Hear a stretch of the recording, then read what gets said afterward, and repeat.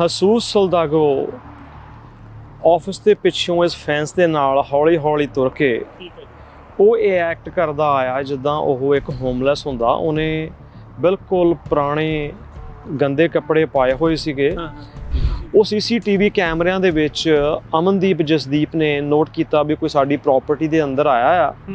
Video ਦੇ ਵਿੱਚ ਅੱਗੇ ਅੱਗੇ ਜਸਦੀਪ ਜਾਂਦਾ, ਪਿੱਛੇ ਪਿੱਛੇ ਹਸੂਸ ਸਲਦਾਗੋ ਤੱਕ ਜ਼ਰੂਰ ਦੇਖਿਆ ਵੀ ਰੈਂਪ ਦੇ ਵਿੱਚ ਹਸੂਸ ਸਲਦਾਗੋ ਨੇ ਗਾਰਬੇਜ ਬੈਗ ਸਿੱਟ ਦਿੱਤਾ। ਉਹਨੇ ਤਸੱਲੀ ਨਾਲ ਆਲੇ ਦੁਆਲੇ ਚੈੱਕ ਕੀਤਾ, ਕੋਈ ਆ ਤਾਂ ਨਹੀਂ ਰਿਹਾ।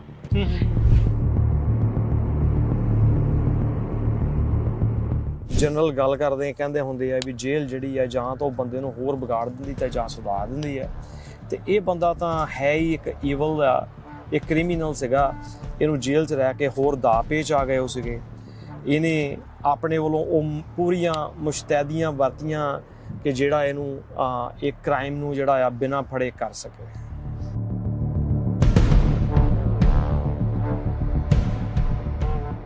ਇਹ ਅੰਦਰ ਬੜਿਆ ਆ ਇਹ ਮੇਨ ਡੋਰ ਹੈ ਜੀ ਜਿੱਥੋਂ ਦੀ ਉਹ ਐਂਟਰ ਕੀਤਾ ਆ। ਇਥੋਂ ਦੀ ਉਹ ਮੋਬਲ ਹੋਮ ਦੇ ਦੋ ਹੀ ਡੋਰ ਨੇ ਕਿ ਐਂਟਰੀ ਹੈ ਜੀ, ਇੱਕ ਪਰਲੇ ਪਾਸੇ ਇਧਰੋਂ ਦੀ ਅੰਦਰ ਗਿਆ ਆ ਹਸੂਸ ਤੇ ਇਧਰੋਂ ਕਿਡਨੈਪ ਕਰਕੇ ਜਿਹੜਾ ਹਾਂਜੀ ਜੂਸ ਦੀਆਂ ਬੋਤਲਾਂ ਜਿਹੜੀਆਂ ਉਸ ਜ਼ਾਲਮ ਨੂੰ ਦੇਣ ਦੀ ਗੱਲ ਕੀਤੀ ਜਾ ਰਹੀ ਆ, ਉਹ ਜੂਸ ਦੀਆਂ ਬੋਤਲਾਂ ਵੀ ਡਿੱਗੀਆਂ ਹੋਈਆਂ ਸੀਗੀਆਂ। ਅੱਛਾ ਠੀਕ ਹੈ, ਵੀ ਉਹਨਾਂ ਨੇ ਆਪਣੇ ਨੂੰ ਫੜਾਉਣ ਦੀ ਕੋਸ਼ਿਸ਼ ਕੀਤੀ ਹੋਣੀ ਜਦੋਂ ਉਹਨੇ ਐਕਟ ਕੀਤਾ ਆ ਇਹ ਸਾਰਾ ਕੁਝ ਆ ਕੇ ਵੀ ਦੋਨਾਂ ਨੂੰ ਇਸ ਕੰਧ ਦੇ ਉਹਲੇ ਰੱਖਿਆ ਅੰਟਿਲ ਆਪ ਨਿਕਲ ਕੇ ਇਦਾਂ ਦੇਖਿਆ ਵੀ ਕੋਈ ਨਹੀਂ ਆਇਆ ਤੇ ਜਾ ਕੇ ਪਿੱਕਾ ਕੱਢਿਆ। ਫਿਕਰ ਇੱਕੋ ਹੀ ਸੀਗਾ ਵੀ ਬੇਬੀ ਰੂਹੀ ਬਹੁਤ ਛੋਟੀ ਆ, ਵੀ ਉਹਨੂੰ ਕੁਝ ਖਾਣ ਪੀਣ ਨੂੰ ਉਹਨੇ ਦਿੱਤਾ ਹੋਊਗਾ ਕਿ ਨਹੀਂ। ਉਹ ਕਾਲ ਮੈਨੂੰ ਹਜੇ ਵੀ ਯਾਦ ਨਹੀਂ ਭੁੱਲਦੀ। ਪਹਿਲੀ ਇਹਨਾਂ ਦੀ ਵਰਡਿੰਗ ਇਹ ਸੀ ਕਿ ਤੇਰੇ ਭਾਜੀ ਹੁਣੀ ਨਹੀਂ ਮਿਲਦੇ। ਜਿੱਦਣ ਉਹਨਾਂ ਨੂੰ ਦੇਖਿਆ ਸੀਗਾ ਉਹ ਜਿਹੜੀ ਸਮੈਲ ਸੀਗੀ ਨਾ ਉਹ ਹਜੇ ਵੀ ਤਾਂ ਫੀਲ ਹੁੰਦੀ ਰਹਿੰਦੀ ਆ।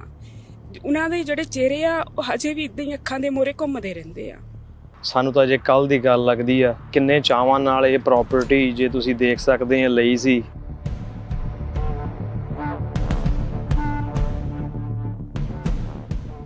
ਦੋਨਾਂ ਭਰਾਵਾਂ ਨੇ ਅਮਨਦੀਪ ਜਸਦੀਪ ਨੇ ਬਹੁਤ ਮਿਹਨਤ ਕੀਤੀ, ਬਹੁਤ ਮਿਹਨਤ ਕਰਕੇ ਇਹਨੂੰ ਇੱਕ ਟਰੱਕ ਯਾਰਡ ਦੇ ਵਿੱਚ ਕਨਵਰਟ ਕੀਤਾ।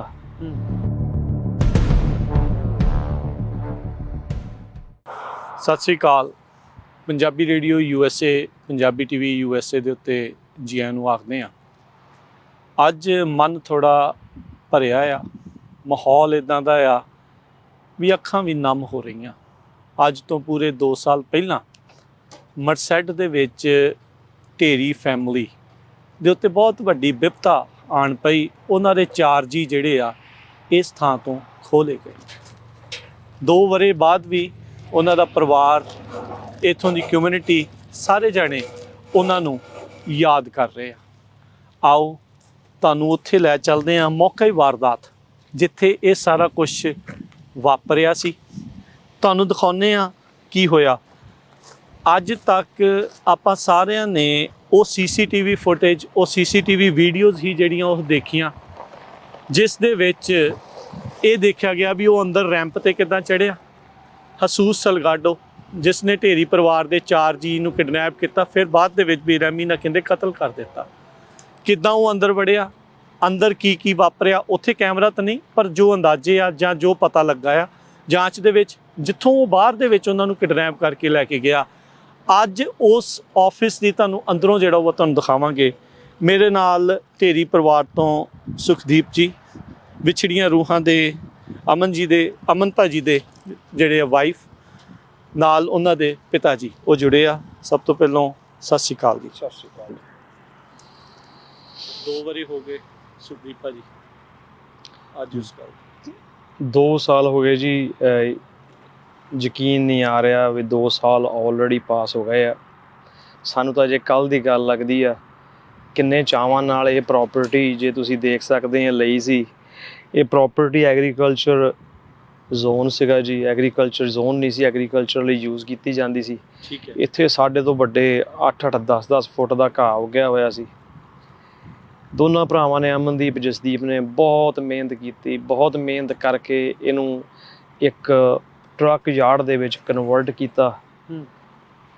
ਉਹਨਾਂ ਨੂੰ ਆਲਮੋਸਟ 2 ਸਾਲ ਲੱਗੇ ਜੀ ਇਹਦੀਆਂ ਪਰਮਿਸ਼ਨਾਂ ਲੈ ਕੇ ਇਹਨੂੰ ਅਪਰੂਵ ਕਰਵਾਉਣ ਦੇ ਲਈ। ਬੜੀ ਮਿਹਨਤ ਜਦੋਜਹਿਦ ਬਹੁਤ ਜਦੋਜਹਿਦ ਦਿਨ ਰਾਤ ਇੱਕ ਕਰਨਾ ਪਿਆ।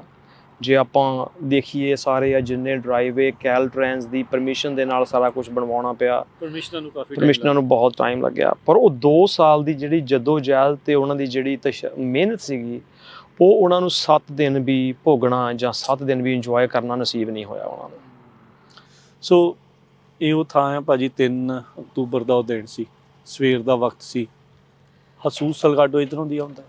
ਹਾਂਜੀ, ਹਸੂਸ ਸਲਗਾਡੋ ਆਫਿਸ ਦੇ ਪਿੱਛੋਂ ਇਸ ਫੈਂਸ ਦੇ ਨਾਲ ਹੌਲੀ ਹੌਲੀ ਤੁਰ ਕੇ ਉਹ ਇਹ ਐਕਟ ਕਰਦਾ ਆਇਆ ਜਿੱਦਾਂ ਉਹ ਇੱਕ ਹੋਮਲੈਸ ਹੁੰਦਾ। ਉਹਨੇ ਬਿਲਕੁਲ ਪੁਰਾਣੇ ਗੰਦੇ ਕੱਪੜੇ ਪਾਏ ਹੋਏ ਸੀਗੇ ਤੇ ਇੱਕ ਵੱਡਾ ਕੋਈ ਬੋਰਾ ਟਾਈਪ ਗਾਰਬੇਜ ਟਾਈਪ ਫੜਿਆ ਹੋਇਆ ਸੀ, ਜਿਸ 'ਚ ਉਹ ਐਕਟ ਕਰਦਾ ਸੀ ਵੀ ਮੈਂ ਪਲਾਸਟਿਕ ਦੀਆਂ ਬੋਤਲਾਂ ਚੱਕਣੇ ਵਾਲਾ ਹੁੰਦਾ। ਠੀਕ ਆ।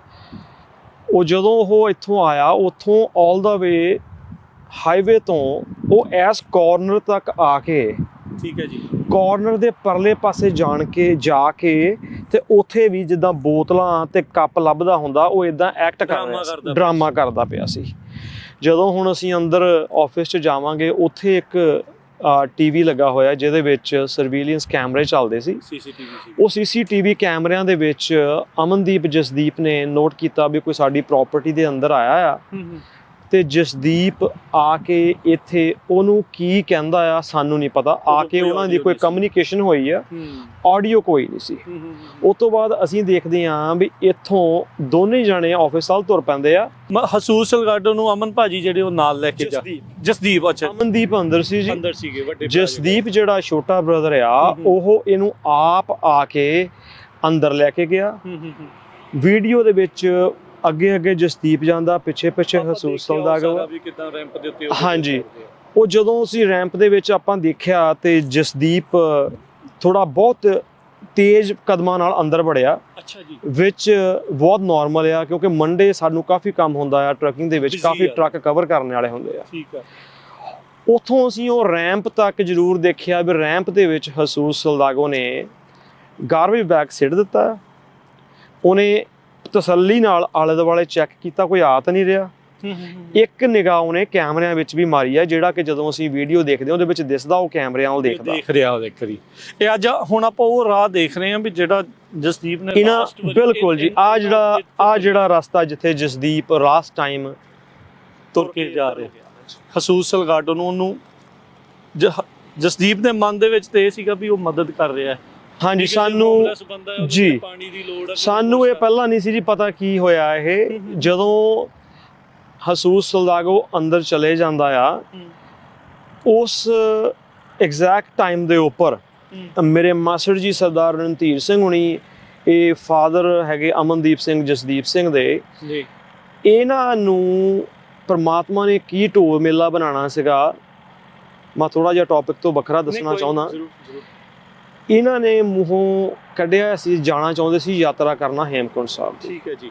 ਉਹਨਾਂ ਦਿਨਾਂ ਦੇ ਵਿੱਚ ਇਹ ਸਗੋਂ ਅਜੇ ਥੋੜਾ ਲੇਜ਼ੀ ਸੀ ਵੀ ਠਹਿਰ ਕੇ ਚਲ ਜਾਂਗੇ, ਪਰ ਜਿਹੜਾ ਅਮਨਦੀਪ ਸੀਗਾ, ਜਿੱਦਾਂ ਉਹ ਬੱਚੇ ਦੋਨੇ ਇੰਨੇ ਆਗਿਆਕਾਰੀ ਸੰਸਕਾਰੀ ਸੀਗੇ ਵੀ ਸਾਡੇ ਮਾਂ ਪਿਓ ਜੇ ਜਾਣਾ ਚਾਹੁੰਦੇ ਆ ਤਾਂ ਆਪ ਹੀ ਫਟਾਫਟ ਟਿਕਟਾਂ ਬੁੱਕ ਕਰਕੇ ਇਹਨਾਂ ਨੂੰ ਕਿਹਾ ਵੀ ਨਹੀਂ ਮੈਂ ਤੁਹਾਡਾ ਸਾਰੀਆਂ ਟਿਕਟਾਂ ਬੁੱਕ ਕਰਤੀਆਂ, ਤੁਸੀਂ ਇੰਡੀਆ ਜਾਓ, ਯਾਤਰਾ ਕਰਕੇ ਆਓ। ਠੀਕ ਹੈ। ਇਹ ਅਜੇ ਇੱਥੋਂ 27 ਤਰੀਕ ਨੂੰ ਇੱਥੋਂ ਗਏ ਆ, ਤੁਹਾਨੂੰ ਪਤਾ 2 ਦਿਨ ਤਾਂ ਜਾਣ ਨੂੰ ਲੱਗ ਜਾਂਦੇ ਆ। ਬਿਲਕੁਲ। ਤੇ ਜਾ ਕੇ ਪੰਜਾਬ ਪਹੁੰਚਦੇ ਆ। ਪੰਜਾਬ ਤੋਂ ਅਜੇ ਇਹ ਵਾਪਸ ਤੁਰਿਓ ਸੀ ਹੇਮਕੁੰਟ ਸਾਹਿਬ ਵੱਲ ਨੂੰ, ਰਿਸ਼ੀਕੇਸ਼ ਅਜੇ ਪਹੁੰਚੇ ਸੀ ਤਾਂ ਇਹਨਾਂ ਨੇ ਜਿੱਦਾਂ ਉਹਨਾਂ ਨੂੰ ਚੈੱਕ ਕਾਲ ਕੀਤੀ ਉਸੇ ਟਾਈਮ ਤੇ ਜਦੋਂ ਕਿ ਉਹ ਅੰਦਰ ਉਹਨਾਂ ਨੂੰ ਗਨ ਲੈ ਕੇ ਵੜਿਆ ਆ। ਜਦੋਂ ਵਾਰਦਾਤ ਹੋ ਰਹੀ ਸੀ ਇਹ ਉਸ ਵੇਲੇ ਅਮਨਦੀਪ ਦੇ ਨਾਲ ਫੋਨ ਦੇ ਉੱਪਰ ਸੀਗੇ। ਸੋ ਰਣਧੀਰ ਸਿੰਘ ਜੀ, ਜਿੱਦਾਂ ਸੁਖਦੀਪ ਭਾਜੀ ਨੇ ਦੱਸਿਆ ਵੀ ਤੁਸੀਂ ਉਸ ਟਾਈਮ ਰਿਸ਼ੀਕੇਸ਼ ਸੀਗੇ, ਹੇਮਕੁੰਟ ਸਾਹਿਬ ਦੀ ਯਾਤਰਾ ਕਰਕੇ ਵਾਪਸ ਆ ਰਹੇ ਸੀਗੇ, ਅਜੇ ਜਾਣਾ ਸੀਗਾ? ਜਾ ਰਹੇ ਸੀਗੇ ਜੀ। ਠੀਕ ਹੈ। ਤੇ ਰਿਸ਼ੀਕੇਸ਼ ਅਸੀਂ ਰਾਤ ਨੂੰ ਪਹੁੰਚੇ ਆ ਤੇ ਉੱਥੇ ਅਸੀਂ ਗੁਰਦੁਆਰਾ ਸਾਹਿਬ ਵਿੱਚ ਹੀ ਸਰਾਂ ਦੇ ਵਿੱਚ ਅਸੀਂ ਰੁਕੇ ਆ। ਉੱਥੇ ਇਨ ਦੀ ਮੀਨ ਟਾਈਮ ਅਮਨ ਦਾ ਫੋਨ ਆ ਗਿਆ ਮੈਨੂੰ। ਠੀਕ ਹੈ। ਵੀ ਪਾਪਾ ਕਿੱਥੇ ਪਹੁੰਚੇ ਆ, ਤੇ ਉਹ ਗੱਲਬਾਤ ਹਾਲੇ ਚੱਲ ਰਹੀ ਸੀ ਵੀ ਪਾਪਾ ਤੁਹਾਨੂੰ ਔਖੇ ਹੋਣ ਦੀ ਲੋੜ ਨਹੀਂ, ਉੱਥੋਂ ਗਾਂ ਉਹ ਹੈਲੀਕਾਪਟਰ ਜਾਂਦਾ ਆ, ਤੁਸੀਂ ਹੈਲੀਕਾਪਟਰ ਤੇ ਚੱਲ ਜਾਇਓ, ਮੌਸਮ ਵਗੈਰਾ ਦਾ ਉਹਨੇ ਪੁੱਛਿਆ ਉੱਥੋਂ ਕਿਸੇ ਦੇ ਨਾਲ ਕੰਟੈਕਟ ਕਰਕੇ ਵੀ ਮੌਸਮ ਵੀ ਸਾਫ਼ ਆ, ਕੱਲ ਨੂੰ ਤਾਂ ਤੁਸੀਂ ਉੱਥੋਂ ਚੱਲ ਜਾਓ ਤੇ ਗਾਂ ਫਿਰ ਘੋੜਾ ਕਰ ਲਿਓ ਇਦਾਂ। ਠੀਕ ਆ। ਅਜੇ ਇੰਨੀ ਗੱਲ ਕਰਦੇ ਹੀ ਉਹਨੇ ਛੋਟੇ ਨੂੰ ਜਸਦੀਪ ਨੂੰ ਇੰਨਾ ਕਿਹਾ, ਜੇ ਵੀ ਉਹਨੂੰ ਕਿਹਾ ਸਾਡੇ ਕੋਲ ਨਾ ਕੁਝ ਲੋਡ ਦਾ ਸੀਗਾ ਸਮਾਨ ਆਇਆ ਪੀਣ ਵਾਲਾ, ਜਿੱਦਾਂ ਡਰਿੰਕ ਵਗੈਰਾ ਆ, ਤੇ ਅਮਨ ਨੇ ਕਿਹਾ ਜੇ ਵੀ ਇਹਨੂੰ ਕਹਿ ਵੀ ਸਾਡਾ ਥੋੜਾ ਜਿਹਾ ਅੰਦਰੋਂ ਆ ਕੇ ਤਾਂ ਸਾਡੇ ਕੋਲ ਸਮਾਨ ਲੈ ਜਾ, ਇਹਦੇ ਖਾਣ ਦੇ ਪੀਣ ਦੇ ਕੰਮ। ਉਹਨੇ ਮਤਲਬ ਮੈਨੂੰ ਨਹੀਂ ਕੁਝ ਵੀ ਪਤਾ, ਉਦੋਂ ਬਾਅਦ ਹੀ ਪਤਾ ਲੱਗਾ ਨਾ ਵੀ ਉਹਨੇ ਸਮਝਿਆ ਵੀ ਇਹ ਕੋਈ ਮਤਲਬ ਹੈਗਾ ਜਿੱਦਾਂ ਬੋਤਲਾਂ ਬਾਤਲਾਂ ਇਕੱਠੀਆਂ ਕਰਨ ਵਾਲਾ, ਤੇ ਉਹਦੀ ਹੈਲਪ ਕਰਨੇ ਨੂੰ ਉਹਨੇ ਜੇਵੀ ਨੂੰ ਇੰਨਾ ਕਿਹਾ ਵੀ ਜੇਵੀ, ਤੇ ਜੇ ਇੰਨਾ ਗੱਲ ਕਰਦੇ ਨਾਲ ਹੀ ਅਮਨ ਨੇ ਮੁੜ ਕੇ ਕਹਿਤਾ ਜੇ ਵੀ ਲੰਮਾ ਪੈ ਜਾ ਇੱਕਦਮ। ਅੱਛਾ, ਜੇ ਵੀ ਲੰਮਾ ਪੈ ਜਾ। ਹਾਂਜੀ। ਤੁਹਾਨੂੰ ਕੁਝ ਹੋਰ ਆਵਾਜ਼ ਨਾ ਕੁਝ ਨਹੀਂ, ਉਸ ਨਾਲ ਕੁਝ ਨਹੀਂ, ਕਿਉਂਕਿ ਫੋਨ ਤੇ ਸੀਗੇ ਉਸ ਵੇਲੇ ਅਮਨ ਬਿਜੀ ਹੁੰਦਾ ਆ। ਮੈਨੂੰ ਇਹ ਸੀਗਾ ਵੀ ਉਹਨੇ ਪਹਿਲੇ ਕਿਹਾ ਵੀ ਪਾਪਾ ਜਦੋਂ ਅਸੀਂ ਬਿਜੀ ਹੋਈਏ ਅਸੀਂ ਫੋਨ ਕੱਟ ਦੇਣਾ, ਅਸੀਂ ਆਪੇ ਮੁੜ ਕੇ ਕਰ ਲੈਣਾ। ਠੀਕ ਆ। ਉਹਨੇ ਜਿਹੜਾ ਲੰਮਾ ਪਿਆ ਮੇਰੇ ਕੋਈ ਚੇਤਾ ਵੀ ਨਹੀਂ ਇੱਦਾਂ। ਮੈਂ ਕਿਹਾ ਵੀ ਉਹਦੇ ਨਾਲ ਛੋਟੇ ਦੇ ਸਾਡੇ ਦੇ ਜੇਬੀ ਦੇ ਨਕਸੀਰ ਫੁੱਟ ਪੈਂਦੀ ਹੁੰਦੀ ਸੀ, ਤਾਂ ਉਹਨੂੰ ਕਹੀਦਾ ਸੀ ਲੰਮਾ ਪੈ ਜਾ। ਅੱਛਾ, ਤੁਸੀਂ ਸੋਚਿਆ? ਮੈਂ ਇਹ ਸੋਚਿਆ ਵੀ ਲੰਮਾ ਪੈ ਗਿਆ, ਤਾਂ ਉਹ ਲੰਮਾ ਪੈ ਗਿਆ, ਨਾਲ ਹੀ ਉਹਦਾ ਫੋਨ ਕੱਟਿਆ ਗਿਆ। ਸਾਡੇ ਤੋਂ ਚੇਤਾ ਵੀ ਨਹੀਂ, ਤੁਹਾਨੂੰ ਕੋਈ ਆਵਾਜ਼ ਕੁਝ ਨਹੀਂ ਉਹ ਕੋਈ ਗੱਲ ਨਹੀਂ ਗਈ। ਤਾਂ ਬਸ ਉਹਨੇ ਨਾਲ ਹੀ ਉਹਦਾ ਜਿਹੜਾ ਕਿ ਜੇ ਵੀ ਲੰਮਾ ਪੈ ਗਿਆ ਨਾਲ ਹੀ ਫੋਨ ਕੱਟਿਆ ਗਿਆ। ਤੇ ਮੇਰੇ ਦਿਮਾਗ 'ਚ ਵੀ ਉਹਦੇ ਨਕਸੀਰ ਫੁੱਟ ਪਈ ਤਾਂ ਕਿਹਾ, ਤੇ ਫੋਨ ਮੈਂ ਦੁਬਾਰਾ ਤਾਂ ਨਹੀਂ ਕੀਤਾ ਵੀ ਉਹਨੇ ਆਪ ਹੀ ਕਿਹਾ ਹੁੰਦਾ ਵੀ ਪਾਪਾ ਅਸੀਂ ਬਹੁਤ ਜ਼ਿਆਦਾ ਬਿਜੀ ਹੁੰਦੇ ਹਾਂ, ਸੋਮਵਾਰ ਦਾ ਦਿਨ ਸੀਗਾ ਵੀ ਜਦੋਂ ਅਸੀਂ ਵਿਹਲੇ ਹੋਏ ਆਪੇ ਦੁਬਾਰਾ ਕਰ ਲੈਣਾ। ਉਹ ਮੈਂ 5 ਮਿੰਟ ਬਾਅਦ ਉਹਨੂੰ ਮੈਸੇਜ ਕੀਤਾ, ਕਿਉਂਕਿ ਅਸੀਂ ਵੀ ਸਵੇਰ ਦੇ ਚੱਲੇ ਸੀਗੇ ਪਿੰਡੋਂ, ਤੇ ਮੈਂ ਮੈਸੇਜ ਕਰਤਾ ਵੀ ਅਮਨ ਅਸੀਂ ਹੁਣ ਸੌਣ ਲੱਗੇ ਆ ਤੇ ਸਵੇਰ ਨੂੰ ਤੇਰੇ ਨਾਲ ਗੱਲ ਕਰਾਂਗੇ। ਤੁਸੀਂ ਉਸ ਤੋਂ ਬਾਅਦ ਅਸੀਂ ਉਹ ਤੋਂ ਬਾਅਦ ਸੌ ਗਏ ਆ। ਤੁਹਾਨੂੰ ਫਿਰ ਬਾਅਦ ਚ ਕਦੋਂ ਪਤਾ? ਕੁਝ ਨਹੀਂ ਪਤਾ ਸਾਨੂੰ ਤਾਂ ਸਵੇਰੇ ਜਿੱਲੇ 5 ਵਜੇ ਉੱਠ ਕੇ ਜੀ ਅਸੀਂ 4:45 ਉੱਠੇ ਆ। 4:30 ਦਾ ਟਾਈਮ, 4:30 4:45 ਤਾਂ ਬਾਥਰੂਮ ਮੈਂ ਨਹਾਉਣ ਗਿਆ, ਤੇ ਇਨ ਦੀ ਮੀਨ ਟਾਈਮ ਇੱਥੋਂ ਫੋਨ ਆ ਗਿਆ ਵੀ ਤੁਸੀਂ ਕਿੱਥੇ ਆ। ਇੱਦਾਂ ਦੱਸਿਆ ਉਹਨਾਂ ਨੇ ਵੀ ਉਹ ਕਿਡਨੈਪ ਕਰ ਲਿਆ ਕਿਸੇ ਨੇ ਉਹਨਾਂ ਨੂੰ, ਤੇ ਅਸੀਂ ਵੀ ਤੁਸੀਂ ਛੇਤੀ ਇੱਥੋਂ ਵਾਪਸ ਆ ਜਾਓ। ਤੁਸੀਂ ਫਿਰ ਰਿਸ਼ੀਕੇਸ਼ ਤੋਂ ਵਾਪਸ ਮੁੜ ਗਏ? ਅਸੀਂ ਰਿਸ਼ੀਕੇਸ਼ ਤੋਂ ਵਾਪਸ ਆਏ। ਬੜਾ ਔਖਾ ਵਕਤ ਆ ਅੱਗੇ। ਉਹ ਮੇਰੀ ਨਾ ਈਮੇਲ ਜਦੋਂ ਵੀ ਮੈਂ ਇੱਦਾਂ ਕਰਾਂ, ਦੇਖੋ ਉਹ ਮਾੜੀ ਟਾਈਮ ਮਾੜੇ ਦੀ ਗੱਲ ਹੈ। ਈਮੇਲ ਦੇ ਜਦੋਂ ਮੈਂ ਮੈਸੇਜ ਕੋਈ ਵੀ ਕੀਤਾ ਉਹ ਨਾਲ ਹੀ ਓਕੇ ਕਰ ਦੇਣਾ। ਮੈਂ ਮੈਸੇਜ ਕਰਕੇ ਫੋਨ ਰੱਖ ਦਿੱਤਾ, ਮੈਂ ਵੀ ਨਹੀਂ ਦੇਖਿਆ। ਸਵੇਰ ਨੂੰ ਜਿਹੜਾ ਇੱਧਰੋਂ ਮੈਸੇਜ ਗਿਆ ਫੇਰ ਹੀ ਪਤਾ ਲੱਗਾ ਵੀ, ਫਿਰ ਮੈਂ ਦੇਖਿਆ ਉਹਨੇ ਚੈੱਕ ਹੀ ਨਹੀਂ ਕੀਤਾ ਆ। ਉਹਨੇ ਫੋਨ ਬੰਦ ਕਰਾਤਾ। ਬਾਕੀ ਤੇ ਜੋ ਇਹਦੇ ਕੈਮਰਿਆਂ 'ਚ ਵੀ ਦੇਖਿਆ ਜੋ ਵੀ ਬਾਅਦ 'ਚ ਇਹ ਆ ਵੀ ਉਹਦਾ ਭਲਾ ਕਰਨ ਲੱਗੇ ਸੀ ਵੀ ਉਹਨੂੰ ਖਾਣ ਪੀਣ ਨੂੰ ਤੁਸੀਂ ਚੀਜ਼ਾਂ ਲੈ ਜਾ, ਸਮਾਨ ਇਹ ਪਤਾ ਨਹੀਂ ਬੰਦਾ ਤੇ ਜਮਦੂਤ ਆ।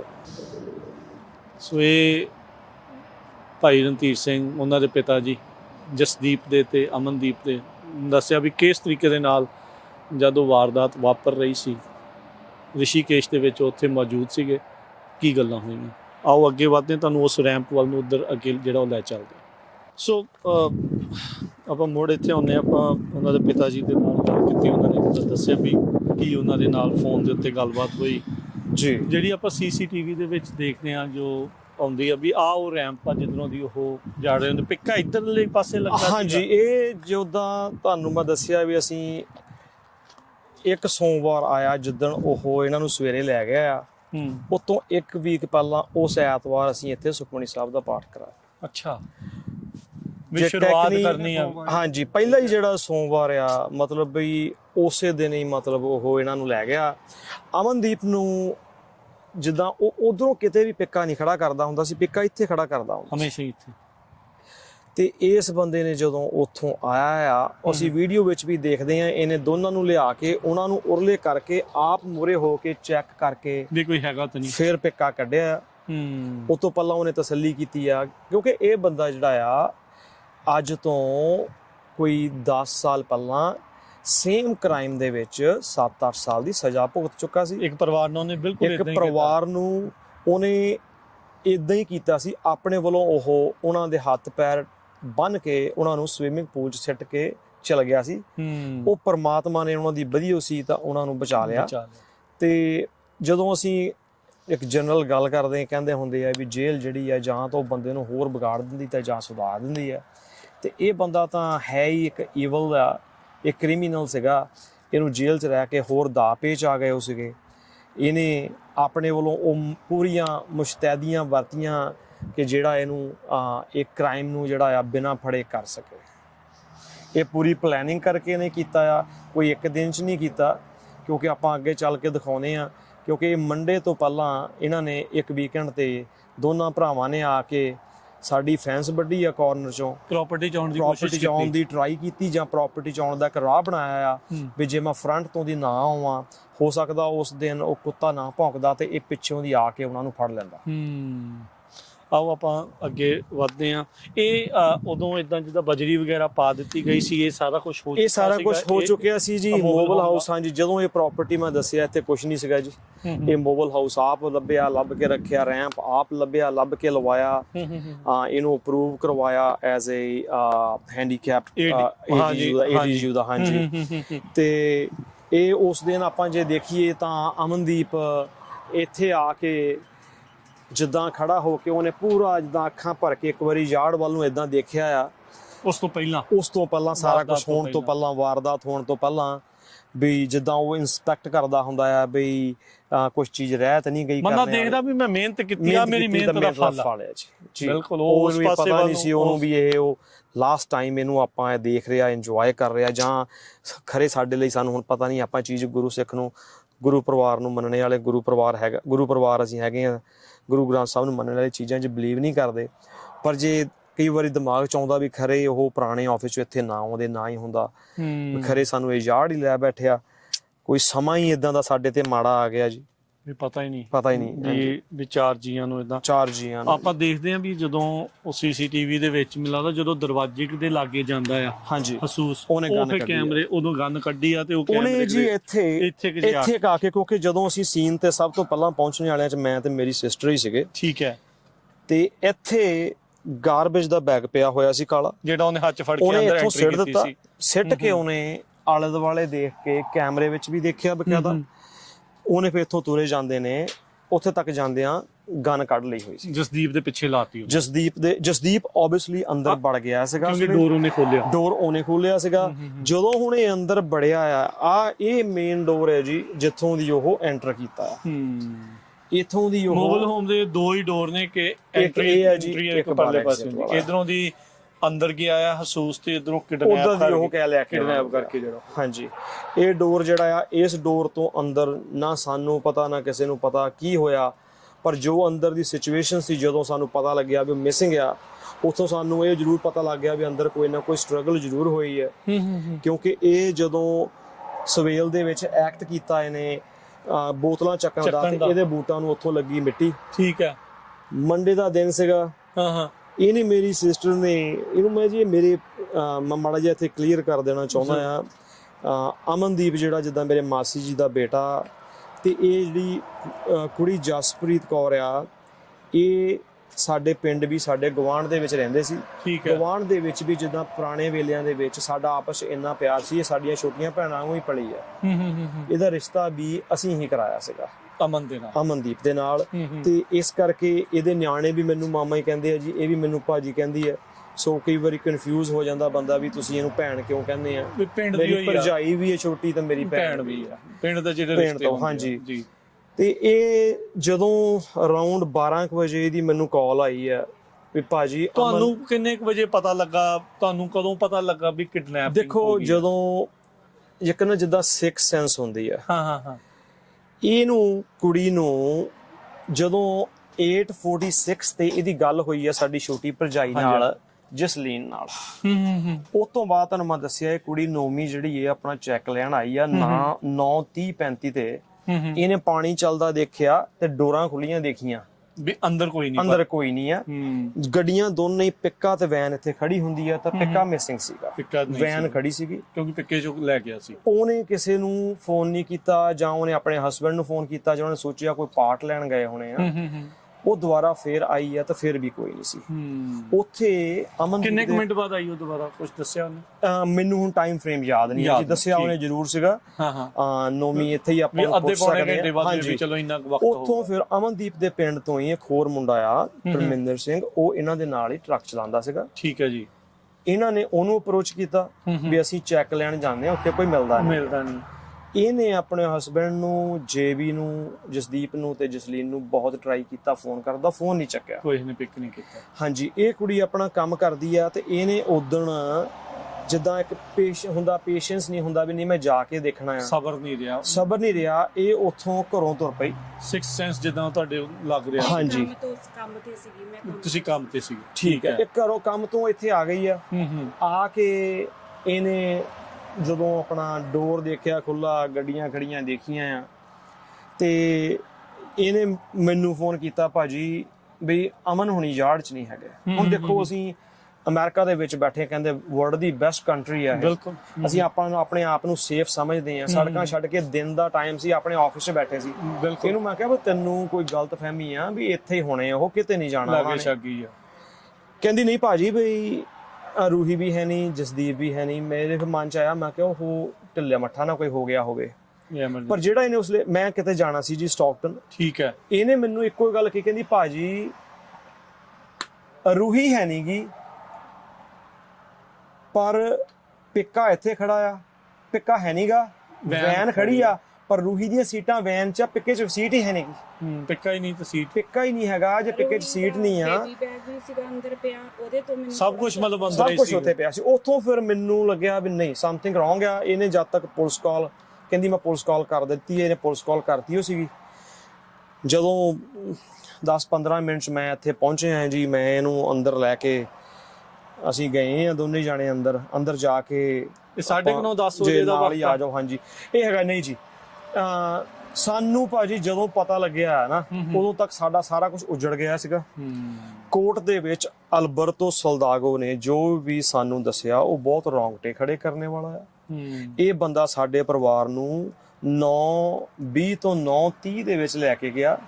ਜਿਸ ਔਰਚਰਡ 'ਚ ਲੈ ਕੇ ਗਿਆ, ਉਹ ਘੱਟੋ ਘੱਟ 20 ਮਿੰਟ ਦਾ ਰਸਤਾ, ਜੇ ਬਹੁਤ ਫਾਸਟ ਵੀ ਜਾਓ ਤਾਂ।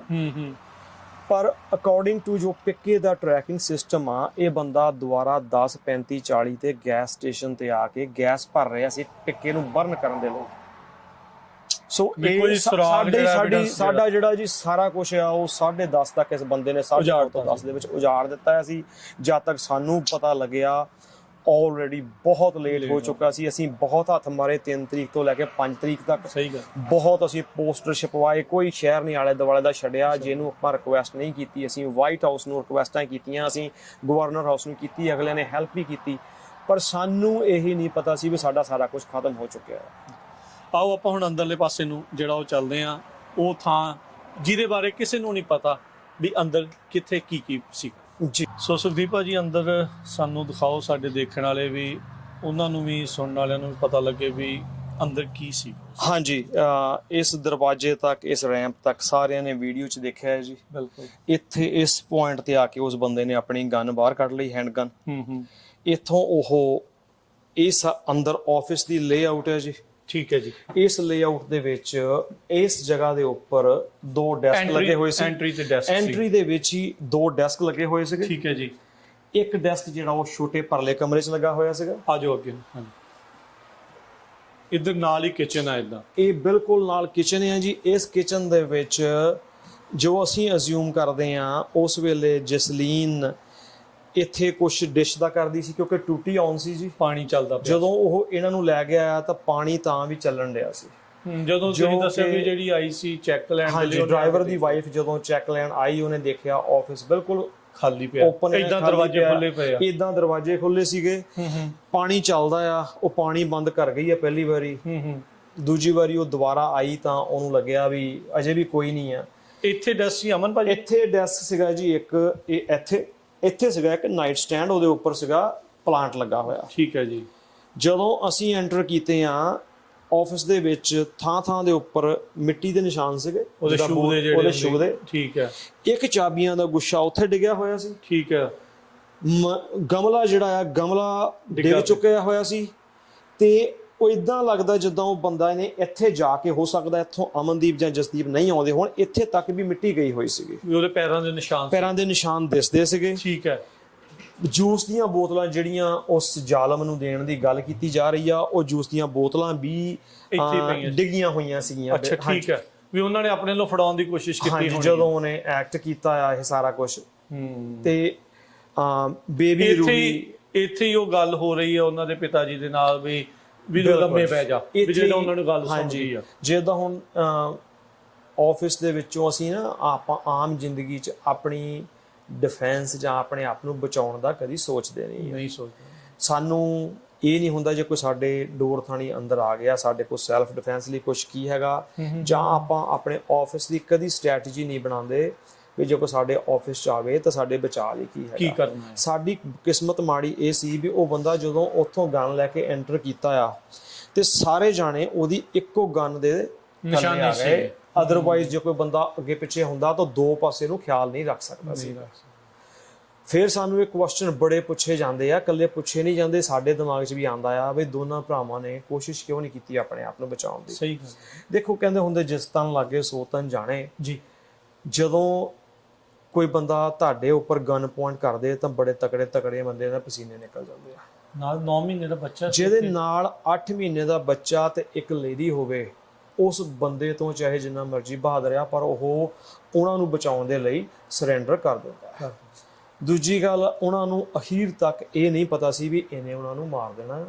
ਜੇ ਉਹਨੂੰ ਪਤਾ ਹੁੰਦਾ ਵੀ ਇਹਨੇ ਇਸ ਹੱਦ ਤੱਕ ਜਾਣਾ ਤਾਂ ਹੋ ਸਕਦਾ ਉਹ ਇੱਥੇ ਹੀ ਲੜਦੇ ਤੇ ਜਾਂ ਔਰਚਰ ਜਾ ਕੇ ਲੜਦੇ। ਕੁਛ ਕੀਤਾ ਹੁੰਦਾ, ਕੁਛ ਉਹਨਾਂ ਨੇ ਕੀਤਾ ਹੁੰਦਾ। ਉਹਨਾਂ ਨੂੰ ਇਹ ਸੀਗਾ ਵੀ ਚਲ ਜੋ ਇਹ ਮੰਗਦਾ ਇਹਨੂੰ ਦਓ ਤੇ ਖੇੜਾ ਛੱਡੋ ਜੀ। ਪਰ ਆਪਾਂ ਜਦੋਂ ਦੇਖਿਆ ਵੀ ਇੱਥੋਂ ਆਉਂਦਾ ਜਿੱਦਾਂ ਵੀ ਆ ਉਹ ਬੰਨ ਉਹਨੇ ਜੀ ਹੱਥ ਉਹਨਾਂ ਦੇ ਪਿੱਛੇ ਬਣਾਏ ਆ। ਜ਼ਿਪ ਟਾਈਆਂ ਵੀ ਜੇ ਦੇਖੀਆਂ ਜਾਵੇ, ਜਿੱਦਾਂ ਸਾਡਾ ਆਪਣੇ ਬਿਜ਼ਨਸ ਹੈਗੇ, ਸਾਡਾ ਜ਼ਿਪ ਟਾਈਆਂ ਨਾਲ ਰੋਜ਼ ਬਾਹ ਪੈਂਦਾ, ਬਹੁਤ ਹੈਵੀ ਡਿਊਟੀ ਜ਼ਿਪ ਟਾਈਆਂ ਸੀਗੀਆਂ। ਉਹ ਵੀ ਉਹਨੇ ਇੱਕ ਨਹੀਂ ਦੋ, ਵੀ ਹੋ ਸਕਦਾ ਉਹ ਆਪ ਲੈ ਕੇ ਆਇਆ ਜੀ। ਉਹ ਜ਼ਿਪ ਟਾਈਆਂ ਲੈ ਕੇ ਆਇਆ ਕਿਉਂਕਿ ਉਹ ਜ਼ਿਪ ਟਾਈਆਂ ਜਿਹੜੀਆਂ ਉਹ ਕਮਰਸ਼ੀਅਲ ਜ਼ਿਪ ਟਾਈਆਂ ਸੀਗੀਆਂ, ਅਸੀਂ ਵੀ ਉਹ ਯੂਜ਼ ਨਹੀਂ ਕਰਦੇ। ਉਹ ਜ਼ਿਪ ਟਾਈਆਂ ਵੀ ਇੱਕ ਨਹੀਂ ਦੋ ਜ਼ਿਪ ਟਾਈਆਂ ਉਹਨੇ ਪਿੱਛੇ ਲਾਈਆਂ। ਉਸ ਤੋਂ ਬਾਅਦ ਉਹ ਕੁਝ ਮਿੰਟਾਂ ਦੇ ਲਈ ਜਾਂਦਾ ਆ। ਇਦਾਂ ਰਾਜਕਰਨ ਵੀਰ ਜੀ ਜੋ ਐਸਟੀਮੇਟ ਯਾਦ ਆ ਹੁਣ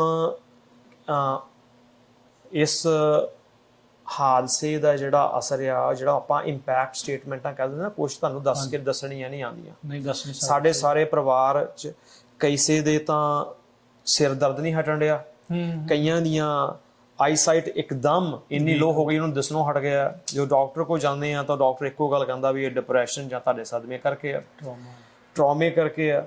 ਹੁਣ ਜੇ ਦੇਖਿਆ ਜਾਵੇ ਤਾਂ ਜਦੋਂ ਇਹ ਸਾਰਾ ਹਾਦਸਾ ਹੁੰਦਾ ਆ, ਉਹ ਜਿਹੜੇ ਬੈਠੇ ਆ ਉਹ ਪ੍ਰਪੇਅਰ ਥੋੜੀ ਸੀ। ਕੋਈ ਵੀ ਨਹੀਂ ਪ੍ਰਪੇਅਰ ਹੁੰਦਾ। ਆਮ ਆਫਿਸ ਜਦੋਂ ਆਪਾਂ ਸਵੇਰੇ ਆਉਂਦੇ 8-9 ਵਜੇ ਆਉਂਦੇ ਆ, ਕਿਸੇ ਨੇ ਇਹ ਥੋੜੀ ਸੋਚ ਕੇ ਆਉਂਦਾ ਵੀ ਦਿਨ ਦਿਹਾੜੇ ਕੋਈ ਸਾਡੇ ਘਰ ਆ ਕੇ ਵੀ ਆ ਕੇ ਗਨ ਪੁਆਇੰਟ ਕਰ ਦਊਗਾ ਜੀ, ਬੱਚਿਆਂ ਨੂੰ ਲੈ ਜਾਊਗਾ। ਰੂਹੀ ਬੇਬੀ ਰੂਹੀ ਦਾ ਦੇਖੋ ਜੀ, ਵਾਕਰ ਵੀ ਇੱਥੇ ਪਿਆ ਸੀਗਾ। ਇੱਥੇ ਉਹ ਵਾਕਰ 'ਚ ਖੇਲਦੀ ਹੁੰਦੀ ਸੀ ਕਿਉਂਕਿ ਆਹੀ ਜਗ੍ਹਾ ਖੁੱਲੀ ਹੈ। ਇੱਥੇ ਬੈਗ ਪਿਆ ਸੀ, ਇੱਥੇ ਬੇਬੀ ਬੈਗ ਜਸਪ੍ਰੀਤ ਉੱਥੇ ਪਿਆ ਸੀਗਾ ਇੱਕ ਡੈਸਕ ਦੇ ਉੱਪਰ, ਜਿਹੜਾ ਡੈਸਕ ਉੱਥੇ ਪਿਆ ਉਹਦੇ ਉੱਪਰ ਬੇਬੀ ਬੈਗ, ਬੇਬੀ ਫਾਰਮੂਲਾ ਸਾਰਾ ਕੁਝ ਪਿਆ ਹੋਇਆ ਸੀਗਾ। ਤੇ ਅੰਦਰਲੇ ਪਾਸੇ ਭੈਣ ਦਾ ਦੂਜੀ ਦਾ ਨਹੀਂ ਜੀ, ਜਸਦੀਪ ਦਾ ਡੈਸਕ ਅੰਦਰਲੇ ਪਾਸੇ ਲੱਗਾ ਸੀਗਾ, ਪਰ ਸਾਨੂੰ ਨਹੀਂ ਪਤਾ ਉਸ ਲਈ ਉਹ ਅੰਦਰ ਸੀ ਕਿ ਬਾਹਰ ਸੀ, ਕਿਉਂਕਿ ਅੰਦਰ ਕੋਈ ਕੈਮਰਾ ਨਹੀਂ ਸੀ। ਅੰਦਰ ਕੋਈ ਕੈਮਰਾ ਨਹੀਂ ਸੀਗਾ। ਇਧਰੋਂ ਦੀ ਫਿਰ ਉਹਨੂੰ ਸੁਖਦੀਪ ਭਾਜੀ ਉਹ ਬਾਹਰ ਲੈ ਕੇ ਜਾਂਦਾ, ਇਧਰੋਂ ਦੀ ਉਹਨੇ ਜੋ ਅਸਿਊਮ ਕੀਤਾ ਜਾਂਦਾ ਜੀ, ਹਾਂਜੀ ਇੱਥੇ ਹੀ ਜ਼ਿਪ ਟਵਾਈਆਂ ਲਵਾ ਕੇ ਇਹ ਡੋਰ ਜਿਹੜਾ ਐਂਟਰੀ ਦਾ ਆ, ਇਸੇ ਡੋਰ ਥਾਣੀ ਉਹ ਦੋਨਾਂ ਭਰਾਵਾਂ ਨੂੰ ਅਰਾਊਂਡ 9-12 ਤੇ ਇੱਥੋਂ ਦੀ ਬਾਹਰ ਲੈ ਕੇ ਗਿਆ ਜੀ। ਇੱਥੇ ਜਿਹੜਾ ਤੁਸੀਂ ਦੱਸ ਰਹੇ ਸੀਗੇ ਵੀ ਉਹਨੇ ਅੰਦਰ ਆਉਣ ਦੀ ਪਹਿਲਾਂ ਵੀ ਕੋਸ਼ਿਸ਼ ਕੀਤੀ, ਇੱਥੇ ਡੌਗ ਸੀਗੇ, ਇੱਥੇ ਕੁੱਤੇ ਵੱਜੇ ਸੀਗੇ। ਆ ਜਿਹੜੀ ਜਗ੍ਹਾ ਹੈ ਜੀ, ਜਸਦੀਪ ਜਦੋਂ ਆਇਆ ਉਹ ਕੈਮਰਿਆਂ 'ਚ ਵੀ ਦੱਸਦਾ ਆ, ਉਹ ਆਪਣੀ ਵੈਨ ਦੇ ਵਿੱਚ ਆਪਣਾ ਕੁੱਤਾ ਨਾਲ ਲੈ ਆਂਦਾ ਹੁੰਦਾ ਸੀ। ਹਾਂਜੀ, ਉਹਨੇ ਕੁੱਤਾ ਲਿਆ ਕੇ ਇੱਥੇ ਬੰਨਤਾ।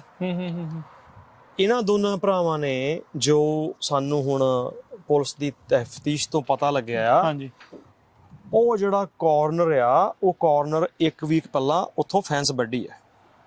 ਇਹ ਮੰਨਿਆ ਜਾ ਰਿਹਾ ਵੀ ਉਸੇ ਨੇ ਵੱਢੀ ਜੀ, ਇਹ ਦੋਨੇ ਭਰਾਵਾਂ ਨੇ ਵੱਢੀ ਆ। ਤੇ ਜਿਹੜਾ ਅਲਬਰਤੋ ਸਲਦਾਗੋ ਆ, ਉਹਦੀ ਸਟੇਟਮੈਂਟ ਇਹ ਆ ਵੀ ਮੈਨੂੰ ਨਹੀਂ ਪਤਾ ਸੀ ਇਹਨੇ ਕੀ ਕਰਨਾ, ਮੈਨੂੰ ਇਹਨੇ ਇਹ ਕਿਹਾ ਵੀ ਅਸੀਂ ਇਹਨਾਂ ਨੂੰ ਰੌਬ ਕਰਨਾ, ਚੋਰੀ ਕਰਨੀ ਹੈ।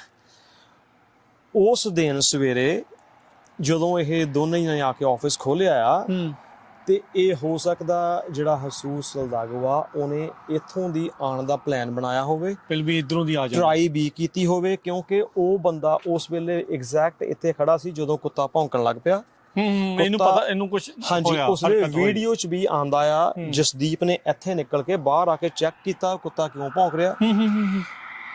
ਪਰ ਉਹਨੇ ਜਿੱਦਾਂ ਹੁਣ ਇਹ ਫੈਂਸ ਜਿਹੜੀ ਆ ਤੁਸੀਂ ਦੇਖਿਆ ਹੋਣਾ, ਇਹ ਵਿਜ਼ੀਬਲ ਨਹੀਂ ਆ, ਇਹ ਕਾਉਂਟੀ ਦੇ ਨਵੇਂ ਲਾ ਆ, ਇਹ ਜਿਹੜੀ ਫੈਂਸ ਆ ਉਹਨੂੰ ਸੀ ਵਿਊ ਨਹੀਂ ਕਰਨ ਦਿੰਦੇ, ਹੁਣ ਸੀ ਥਰੂ ਨਹੀਂ ਕਰਨ ਦਿੰਦੇ, ਕਿਉਂਕਿ ਮੇਨ ਜਿਹੜਾ ਆਪਣਾ ਹਾਈਵੇ ਆਈ ਥਿੰਕ 59 ਨਾਲ ਹੀ। ਸੋ ਪਰਲੇ ਪਾਸੇ ਜਸਦੀਪ ਨੂੰ ਹਸੂਸ ਸਲਦਾਗੋ ਦਿਸਿਆ ਜਾਂ ਨਹੀਂ ਦਿਸਿਆ, ਜੇ ਦਿਸਦਾ ਵੀ ਤਾਂ ਉਹ ਸਟਿਲ ਐਕਟ ਕਰ ਰਿਹਾ ਸੀ ਐਜ਼ ਅ ਹੋਮਲੈਸ, ਉਹ ਪਤਾ ਹੀ ਨਹੀਂ ਸੀ ਲੱਗਣਾ ਵੀ ਕੌਣ ਨੇ। ਹਾਂਜੀ ਇਹ ਚੈੱਕ ਕੀਤਾ, ਮਾਸਕ ਲੱਗੇ ਸੀ, ਉਹ ਦੌਰ ਕੋਵਿਡ ਦਾ ਦੌਰ ਸੀਗਾ। ਜਸਦੀਪ ਨੇ ਦੇਖਿਆ ਕੋਈ ਕੁਛ ਨਹੀਂ ਆ, ਉਹਨੇ ਕੰਮ ਦਾ ਟਾਈਮ ਸੀ, ਆ ਕੇ ਅੰਦਰ ਆਪਣਾ ਦੁਬਾਰਾ ਕੰਮ ਕਰਨਾ, ਬਸ ਉਹ ਇਹ ਚੈੱਕ ਕਰਨਾ ਵੀ ਕੁੱਤਾ ਕਿਉਂ ਭੌਂਕਿਆ। ਜਦੋਂ ਉਹ ਅੰਦਰ ਕੰਮ ਕਰਨ ਲੱਗੇ ਆ, ਇਸ ਬੰਦੇ ਨੇ, ਆਪਾਂ ਜਿਸ ਗੇਟ ਤੋਂ ਆਏ ਆ ਫੈਂਸ ਦੇ ਨਾਲ ਤੁਰ ਕੇ ਜਦੋਂ ਅੰਦਰ ਵੜਿਆ ਆ, ਤੇ ਜੇ ਆਪਾਂ ਇੱਥੇ ਦੇਖਿਆ ਜਾਵੇ ਤਾਂ ਅਮਨਦੀਪ ਦੇ ਡੈਸਕ ਦੇ ਸਾਹਮਣੇ ਜਿਹੜਾ ਟੀਵੀ ਚੱਲਦਾ, ਇੱਥੇ ਕੈਮਰੇ ਸੈੱਟ ਕੀਤੇ ਹੋਏ ਸੀ, ਸੀਸੀਟੀਵੀ ਸਾਰੇ ਨਜ਼ਰ ਆਉਂਦੇ ਸੀ, ਸਾਰੇ ਉਸ ਕੈਮਰੇ ਵਿੱਚ ਉਹਨੂੰ ਹੋ ਸਕਦਾ ਇਹ ਦਿਸਿਆ ਹੋਵੇ ਬਈ ਇਹ ਬੰਦਾ ਹੁਣ ਸਾਡੇ ਅੰਦਰ ਵੜ ਗਿਆ। ਫਿਰ ਜਸਦੀਪ ਤਾਂ ਗਿਆ, ਉਦਾਂ ਨਹੀਂ ਗਿਆ, ਜਸਦੀਪ ਕੈਮਰਿਆਂ 'ਚ ਦੇਖ ਕੇ ਅੰਦਰ ਗਿਆ, ਉਹਨਾਂ ਨੂੰ ਦੇਖਣ ਵੀ ਇਹ ਕੌਣ ਸਾਡੇ ਪ੍ਰਾਪਰਟੀ 'ਚ ਆ ਗਿਆ ਆ। ਉੱਥੇ ਕੀ ਉਹਨਾਂ ਦਾ ਆਪਸ 'ਚ ਗੱਲਬਾਤ ਵਾਰਤਾਲਾਪ ਹੋਈ ਸਾਨੂੰ ਨਹੀਂ ਪਤਾ, ਪਰ ਉਹ ਆ ਵੀ ਉਹ ਆਪਣੇ ਕਾਲ ਨੂੰ ਆਪਣੇ ਨਾਲ ਹੀ ਲੈ ਆਇਆ। ਪਤਾ ਨਹੀਂ ਸੀ ਜੀ, ਪਤਾ ਹੁੰਦਾ ਵੀ ਹਾਂ ਕੁਝ ਕਰਦਾ, ਢੋ ਮਿੱਲਾ ਕਰਦਾ, ਆਪਣੇ ਆਪ ਨੂੰ ਬਚਾਉਣ ਲਈ ਕੁਝ ਕਰਦਾ ਜੀ। ਸੋ ਇਧਰੋਂ ਦੀ ਆਪਾਂ ਜਿਹੜੀ ਸੀਸੀਟੀਵੀ ਦੇਖਦੇ ਆ ਵੀ ਜਦੋਂ ਇਧਰੋਂ ਦੀ ਲੈ ਕੇ ਜਾਂਦੇ ਉੱਥੇ ਅਮਨਦੀਪ ਹੁਣਾਂ ਦਾ ਪਿੱਕਾ ਹੁੰਦਾ। ਹਾਂਜੀ ਉਸ ਬੰਦੇ ਨੇ ਜੀ ਜੋ ਵੀਡੀਓ 'ਚ ਆਪਾਂ ਦੇਖਦੇ ਆ, ਇੱਥੋਂ ਦੋਨਾਂ ਨੂੰ ਲਾਇਆ ਆ। ਉਹ ਬੰਦਾ ਜੇ ਤੁਸੀਂ ਐਕਟ ਕਰੋ, ਜਦੋਂ ਇੱਥੇ ਖੜਾ ਸੀਗਾ, ਹਾਂਜੀ, ਉਹ ਇੰਨਾ ਸੁਚੇਤ ਸੀ ਵੀ ਦੋਨਾਂ 'ਚੋਂ ਮੈਨੂੰ ਕੋਈ ਪਵੇ ਨਾ, ਉਹਨੇ ਬਿਲਕੁਲ ਪਿੱਛੇ ਹੋ ਕੇ ਉਹਨਾਂ ਨੂੰ ਕੱਢਿਆ। ਹਾਂ, ਆਪ ਪਿੱਛੇ ਰਿਹਾ ਉਹਨਾਂ ਚਿਰ ਜਿੰਨਾ ਚਿਰ ਉਹ ਥੱਲੇ ਨਹੀਂ ਉਤਰੇ, ਉਹ ਉਹਨਾਂ ਦੇ ਨੇੜੇ ਨਹੀਂ ਗਿਆ, ਉਹਨੇ ਚਾਂਸ ਨਹੀਂ ਲਿਆ। ਮਜ਼ਾ ਹੋਇਆ ਕ੍ਰਿਮੀਨਲ, ਬਿਲਕੁਲ ਜੀ। ਉਹਨੇ ਆਪਣੇ ਆਪ, ਉਹਨੇ ਇੱਥੇ ਆ ਕੇ ਵੀ ਦੋਨਾਂ ਨੂੰ ਇਸ ਕੰਧ ਦੇ ਉਹਲੇ ਰੱਖਿਆ ਅੰਟਿਲ ਆਪ ਨਿਕਲ ਕੇ ਇਦਾਂ ਦੇਖਿਆ ਵੀ ਕੋਈ ਨਹੀਂ ਆਇਆ ਤੇ ਜਾ ਕੇ ਪਿੱਕਾ ਕੱਢਿਆ। ਪਿੱਕੇ ਦੀ ਚਾਬੀ ਉਹਨੇ ਅੰਦਰੋਂ ਲੈ ਲਈ ਜੀ, ਅੰਦਰ ਵਿੱਚ ਪਿੱਛੇ ਬਿਠਾਤੇ। ਦੇਖੋ ਉਹਦੇ ਕੋਲ ਦੋਨਾਂ ਦੇ ਵਾਲਟ ਸੀਗੇ, ਦੋਨਾਂ ਦੇ ਫੋਨ ਉਸਲੇ ਲੈ ਲਏ ਹੋਣੇ ਆ, ਤੇ ਚਾਬੀ ਨਾਲ ਲੈ ਲਈ ਹੋਣੀ ਹੈ, ਕਿਉਂਕਿ ਥੱਲੇ ਵੀ ਡਿੱਗੀ ਪਈ ਤੁਸੀਂ ਦੱਸਦੇ। ਉਹ ਚਾਬੀ ਕੋਈ ਹੋਰ ਸੀੜੀ ਸੀਗੀ ਡਿੱਗੀ ਹੋਈ ਆਬਵੀਅਸਲੀ, ਪਰ ਇਹ ਵੀ ਸਾਨੂੰ ਹੁਣ ਇਹ ਨਹੀਂ ਪਤਾ ਵੀ ਅੰਦਰ ਹੋਇਆ ਕੀ ਹੈ ਜੀ। ਸਟੇਟਮੈਂਟ ਤਾਂ ਅਸੀਂ ਉਹੀ ਦੇ ਸਕਦੇ ਜੋ ਸਾਨੂੰ ਪਤਾ ਹੈ। ਸੋ ਆਪਾਂ ਇੱਕ ਵਾਰੀ ਅੰਦਰ ਚੱਲਦੇ ਹਾਂ ਫਿਰ, ਤੇ ਉੱਥੇ ਬੈਠ ਕੇ ਅਮਨਦੀਪ ਦੇ ਜਿਹੜੇ ਵਾਈਫ ਨੇ ਜਸਪ੍ਰੀਤ ਕੌਰ, ਉਹਨਾਂ ਦੇ ਨਾਲ ਵੀ ਗੱਲ ਕਰਦੇ ਹਾਂ। ਉਹਨਾਂ ਦੀ ਜਿਹੜੀ ਭੈਣ ਅਮਨਦੀਪ ਤੇ ਜਸਦੀਪ ਦੀ, ਉਹਨਾਂ ਦੇ ਨਾਲ ਵੀ ਆਪਾਂ ਗੱਲਬਾਤ ਕਰਦੇ। ਹੋਰ ਕੀ ਚੱਲ ਰਿਹਾ ਕੇਸ ਦੇ ਵਿੱਚ ਉਹ ਵੀ ਤੁਹਾਨੂੰ ਦੱਸਦੇ ਹਾਂ। ਸੋ ਆਪਾਂ ਉੱਥੇ ਖੜੇ ਹਾਂ ਉਸ ਥਾਂ ਦੇ ਉੱਤੇ, ਮੌਕਾ ਹੈ ਜਿਹੜਾ ਵਾਰਦਾਤ, ਜਿੱਥੇ ਵਾਰਦਾਤ ਵਾਪਰੀ ਸੀ, ਜਿੱਥੇ ਢੇਰੀ ਪਰਿਵਾਰ ਦੇ 4 ਜੀ, ਅਮਨਦੀਪ ਸਿੰਘ, ਜਸਦੀਪ ਸਿੰਘ, ਜਸਲੀਨ ਤੇ ਬੇਬੀ ਅਰੂਹੀ, ਉਹਨਾਂ ਨੂੰ ਕਿਡਨੈਪ ਕਰਕੇ ਬਾਅਦ 'ਚ ਕਤਲ ਕਰ ਦਿੱਤਾ ਗਿਆ ਸੀ। ਇਹ ਉਹ ਪਹਿਲੇ ਲੋਕ ਆ ਜਿਨ੍ਹਾਂ ਨੇ ਉਹਨਾਂ ਨੂੰ ਕਿਡਨੈਪ ਕਰਨ ਤੋਂ ਬਾਅਦ 'ਚ ਇੱਥੇ ਉਹ ਐਂਟਰ ਹੋਏ ਸੀ। ਇਹਨਾਂ ਨੇ ਕੀ ਦੇਖਿਆ, ਆਪਾਂ ਉਹਨਾਂ ਤੋਂ ਜਾਣਨ ਦੀ ਕੋਸ਼ਿਸ਼ ਕਰਦੇ ਹਾਂ। Hello, Hi, what is your name? Noemi Peña. So Naomi, when you came here on that day, on that unfaithful day, what you saw? I don't see anything. I just came like 20 minutes after that, and that door was open. I came to the sink. The water was running. I pushed, turned it on. I went to the back door. Was open too. I just walked. You went out. back. Did you call anybody after that? My husband. You work for them? What is your name, sir? Blas Peña. Blas Peña. I don't understand English. Okay. So ਜਿੱਦਾਂ ਉਹ ਦੱਸਦੇ ਵੀ ਇਹਨਾਂ ਦੇ ਲਈ as a driver ਕੰਮ ਕਰਦਾ ਸੀ, ਉਹਨਾਂ ਨੇ ਕਾਲ ਕੀਤੀ। So after you called him, so did you call the family as well? I called Paul and to see if he maybe can call Ammon, and maybe he answered him, but he said, "Oh, let me call him." Maybe he answered me, but no. You met with them. How were they as people? How were they like? We like it a lot. Like a lot. Very nice people. Such a nice. Sorry. It's okay. It's okay. Thank you for sharing. Thank you. So ਜਿੱਦਾਂ Naomi ਨੇ ਜਿਹੜਾ ਦੱਸਿਆ ਵੀ ਉਹਦਾ ਜਿਹੜਾ, thank you very much, thank you. So driver C, driver the wife ਆ, ਕਹਿੰਦੇ ਜਿੱਦਾਂ ਭਾਜੀ ਨੇ ਦੱਸਿਆ ਸੀ ਆਪਾਂ ਨੂੰ ਵੀ ਉਹ ਚੈੱਕ ਲੈਣ ਦੇ ਲਈ ਇੱਥੇ ਆ ਰਹੇ ਸੀਗੇ। ਆ ਕੇ ਉਹਨੇ ਦੇਖਿਆ ਵੀ ਪਾਣੀ ਜਿਹੜਾ ਕਿਚਨ ਦੇ ਵਿੱਚ ਸਿੰਕ ਦਾ ਫੌਸਟ ਔਨ ਸੀ, ਚੀਜ਼ਾਂ ਡਿੱਗੀਆਂ ਪਈਆਂ ਸੀ। ਇਹਨੇ ਕਾਲ ਕੀਤੀ ਆਪਣੇ ਘਰ ਵਾਲੇ ਨੂੰ। ਬਾਅਦ ਦੇ ਵਿੱਚ ਜਿਹੜਾ ਉੱਥੇ ਫਿਰ ਦੱਸਿਆ ਗਿਆ, ਆਈ ਥਿੰਕ ਪੌਲ ਨੂੰ ਉਹਨਾਂ ਨੇ ਜਿਹੜਾ ਉਹ ਦੱਸਿਆ, ਕਾਲ ਕੀਤੀ ਵੀ ਇੱਦਾਂ ਆ ਵੀ ਦਰਵਾਜ਼ੇ ਦੋਨੋਂ ਖੁੱਲ੍ਹੇ ਨੇ, ਅੰਦਰ ਕੋਈ ਵੀ ਨਹੀਂ ਆ। ਸੋ ਜਿੱਦਾਂ ਜਿਹੜੇ ਭੈਣ ਆ ਜਸਪ੍ਰੀਤ ਕੌਰ ਜੋ ਵਾਈਫ ਨੇ ਅਮਨਦੀਪ ਜੀ ਦੇ, ਉਹਨਾਂ ਨੇ ਵੀ ਜਿੱਦਾਂ ਆਪਾਂ ਨੂੰ ਦੱਸਿਆ ਸੀ। ਸੋ ਇਹ ਜਿਹੜੇ ਵਾਰਦਾਤ ਦੇ ਉੱਤੇ ਜਿਨ੍ਹਾਂ ਨੇ ਆ ਕੇ ਪਹਿਲਾਂ ਕਹਿ ਸਕਦੇ ਹਾਂ ਵੀ ਕ੍ਰਾਈਮ ਸੀਨ ਨੂੰ ਕਹਿ ਸਕਦੇ ਵੀ ਪਹਿਲੀ ਵਾਰੀ ਦੇਖਿਆ ਹੋਊਗਾ, ਉਹਨਾਂ ਨੇ ਉਹ ਜਿਹੜੀ ਆ ਆਪਣੇ ਨਾਲ ਗੱਲ ਸ਼ੇਅਰ ਕੀਤੀ ਹੈ। ਇਸ ਮੌਕੇ ਹੁਣ ਆਪਾਂ ਪਰਿਵਾਰ ਦੇ ਨਾਲ ਖੜੇ ਹਾਂ। ਅਮਨਦੀਪ ਸਿੰਘ ਦੇ ਵਾਈਫ ਜਸਪ੍ਰੀਤ ਕੌਰ, ਅਮਨਦੀਪ ਤੇ ਜਸਦੀਪ ਦੀ ਜਿਹੜੀ ਭੈਣ ਨਵਦੀਪ, ਉਹ ਆਪਣੇ ਨਾਲ ਜੁੜੇ ਆ, ਨਾਲ ਉਹਨਾਂ ਦੇ ਜਿਹੜੇ ਹਸਬੈਂਡ ਆ ਉਹ ਆਪਣੇ ਨਾਲ ਜੁੜੇ ਆ। ਇਹਨਾਂ ਦੇ ਨਾਲ ਗੱਲ ਕਰਦੇ ਆ, ਕਿੱਦਾਂ ਸੀਗੇ ਅੱਜ 2 ਵਰੇ ਹੋ ਗਏ, ਕੀ ਜ਼ਿੰਦਗੀ ਦੇ ਉੱਤੇ ਇੰਪੈਕਟ ਆ। ਸਭ ਨੂੰ ਸਤਿ ਸ਼੍ਰੀ ਅਕਾਲ ਜੀ। ਜਸਪ੍ਰੀਤ ਭੈਣ ਜੀ ਦੱਸੋ ਵੀ ਉਹ ਅੱਜ ਨੂੰ 2 ਵਰੇ ਪਹਿਲਾਂ ਬਹੁਤ ਇੱਕ ਅਣਹੋਣੀ ਜਿਹੜੀ ਉਹ ਵਾਪਰੀ, ਤੁਸੀਂ ਦੱਸ ਸਕਦੇ ਹੋ ਉਸ ਦਿਨ ਅਮਨਦੀਪ ਸਿੰਘ ਕਿੱਦਾਂ ਸੀ, ਕਿਵੇਂ ਦਿਨ ਦੇ ਵਿੱਚ ਉੱਠੇ, ਕੀ ਕੀਤਾ ਫਿਰ ਜਦ ਇੱਥੇ ਪਹੁੰਚੇ ਸੀ? ਹਾਂਜੀ, ਸਵੇਰੇ 3 ਤਰੀਕ ਨੂੰ 3 ਅਕਤੂਬਰ ਨੂੰ ਅਸੀਂ ਸਾਰੇ ਜਣੇ ਇਕੱਠੇ ਹੋਏ ਤਾਂ ਅਮਨਦੀਪ ਤੇ ਜਸਦੀਪ ਸੇਮ ਟਾਈਮ ਤੇ ਕੰਮ ਤੇ ਨਿਕਲਦੇ ਹੁੰਦੇ ਸੀਗੇ। ਬੱਚੇ ਮੇਰੇ 2 ਬੱਚੇ ਆ ਤੇ ਜਸਦੀਪ ਮੇਰੇ ਬੇਟੇ ਨੂੰ ਸਕੂਲ ਛੱਡਦਾ ਸੀਗਾ ਤੇ ਅਮਨਦੀਪ ਬੇਟੀ ਨੂੰ ਛੱਡਦੇ ਹੁੰਦੇ ਸੀਗੇ। ਸੇਮ ਟਾਈਮ ਤੇ ਦੋਨੋਂ ਜਣੇ ਨਿਕਲੇ ਘਰੋਂ। ਜਸਦੀਪ ਨੇ ਬੇਟੇ ਨੂੰ ਸਕੂਲ ਛੱਡਿਆ, ਅਮਨਦੀਪ ਨੇ ਬੇਟੀ ਨੂੰ ਸਕੂਲ ਛੱਡਿਆ। ਤੇ ਤੁਸੀਂ ਉਹ ਵੀਡੀਓ ਦੇ ਵਿੱਚ ਦੇਖਿਆ ਹੋਣਾ ਕਿ ਇੱਥੇ ਪਾਰਕਿੰਗ ਲਾਟ ਦੇ ਵਿੱਚ ਬੱਚਿਆਂ ਨੂੰ ਸਕੂਲ ਡ੍ਰੌਪ ਕਰਨ ਤੋਂ ਬਾਅਦ ਵਿੱਚ ਉਹ ਆ ਕੇ ਇੱਥੇ ਪਾਰਕਿੰਗ ਲਾਟ 'ਚ ਪਹਿਲਾਂ ਮਿਲੇ ਆ। ਤੇ ਉਸ ਦਿਨ ਜਸਲੀਨ ਤੇ ਅਰੂਹੀ ਵੀ ਉਹਨਾਂ ਦੇ ਨਾਲ ਆ ਗਏ। ਉੱਦਾਂ ਯੂਜ਼ਲੀ ਅਰੂਹੀ ਨੂੰ ਉਹ ਲੈ ਕੇ ਨਹੀਂ ਆਉਂਦੇ ਹੁੰਦੇ ਸੀਗੇ ਆਫਿਸ। ਉਦਣ ਅਰੂਹੀ ਦੀ ਡਾਕਟਰ ਅਪਾਇੰਟਮੈਂਟ ਸੀਗੀ ਤੇ ਜਸਲੀਨ ਕਹਿੰਦੀ ਕਿ ਮੈਨੂੰ ਥੋੜਾ ਜਿਹਾ ਈਜ਼ੀ ਹੋ ਜਾਏਗਾ ਤੇ ਮੈਂ ਨਾਲ ਹੀ ਚਲੇ ਜਾਂਦੀ ਹਾਂ ਉੱਥੋਂ। ਫਿਰ ਜਸਦੀਪ ਮੇਰੇ ਨਾਲ ਡਾਕਟਰ ਦੀ ਅਪਾਇੰਟਮੈਂਟ ਤੇ ਚਲੇ ਜਾਊਗੇ। ਤੁਸੀਂ ਸਾਰੇ ਜਣੇ ਇੱਕੋ ਹੀ ਜਿਹੜੇ ਘਰ ਦੇ ਵਿੱਚ ਅਸੀਂ ਇੱਕੋ ਹੀ ਪਰਿਵਾਰ ਦੇ ਵਿੱਚ ਜੁਆਇੰਟ ਫੈਮਿਲੀ ਦੇ ਵਿੱਚ ਰਹਿ ਰਹੇ ਹਾਂ। ਮੈਂ 2010 ਦੇ ਵਿੱਚ ਆਈ ਸੀਗੀ ਇੱਥੇ USA ਤੇ ਉਸ ਤੋਂ ਬਾਅਦ ਵਿੱਚ ਅਸੀਂ ਜੁਆਇੰਟ ਹੀ ਰਹਿ ਰਹੇ ਹਾਂ। ਠੀਕ ਹੈ ਜੀ। ਤੇ ਇੱਥੇ ਆ ਕੇ ਫਿਰ ਤੁਸੀਂ ਉਹ ਵੀਡੀਓਜ਼ ਦੇ ਵਿੱਚ ਦੇਖਿਆ ਹੋਣਾ ਜਾਂ ਸੁਖਦੀਪ ਭਾਜੀ ਨੇ ਤੁਹਾਨੂੰ ਐਕਸਪਲੇਨ ਕੀਤਾ, ਬਿਲਕੁਲ 100% ਉਹਨਾਂ ਨੇ ਠੀਕ ਐਕਸਪਲੇਨ ਕੀਤਾ। ਤੇ ਮੈਂ 8:46 ਤੇ ਜਸਲੀਨ ਨੂੰ ਫੋਨ ਕੀਤਾ ਕਿਉਂਕਿ ਮੈਂ ਇਹ ਪਹਿਲਾਂ ਕੰਮ ਤੇ ਨਿਕਲ ਜਾਂਦੇ ਹੁੰਦੇ ਸੀਗੇ ਤੇ ਮੈਂ ਬਾਅਦ ਵਿੱਚ ਜਾਂਦੀ ਸੀਗੀ ਕੰਮ ਤੇ।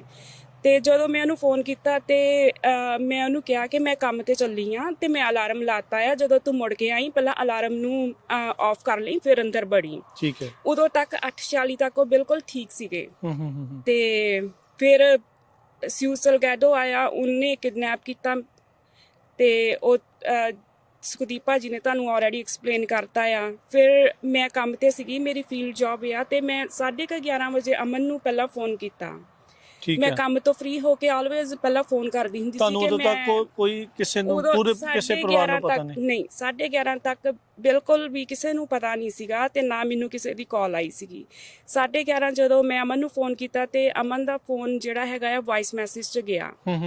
ਤੇ ਫਿਰ ਮੈਂ ਸੈਕਿੰਡ ਟਾਈਮ 1-2 ਮਿੰਟ ਬਾਅਦ ਫਿਰ ਫੋਨ ਕੀਤਾ ਤੇ ਵਾਇਸ ਮੈਸੇਜ 'ਚ ਗਿਆ। ਫਿਰ ਮੈਨੂੰ ਥੋੜਾ ਵੀਅਰਡ ਲੱਗਾ ਕਿ ਇਦਾਂ ਕੰਮ ਦੇ ਵੇਲੇ ਇਦਾਂ ਹੁੰਦਾ ਨਹੀਂ ਕਿ ਜਿਹੜਾ ਫੋਨ ਜਿਹੜਾ ਉਹ ਇਦਾਂ ਵਾਇਸ ਮੈਸੇਜ ਤੇ ਜਾਈ ਜਾਵੇ। ਹਾਂਜੀ। ਫਿਰ ਮੈਂ ਜਸਦੀਪ ਨੂੰ ਫੋਨ ਕੀਤਾ, ਜਸਦੀਪ ਦੇ ਰਿੰਗ ਜਾ ਰਹੀ ਸੀ ਪਰ ਜਸਦੀਪ ਨੇ ਉਦੋਂ ਫਿਰ ਫੋਨ ਨਹੀਂ ਮੇਰਾ ਪਿਕ ਕੀਤਾ।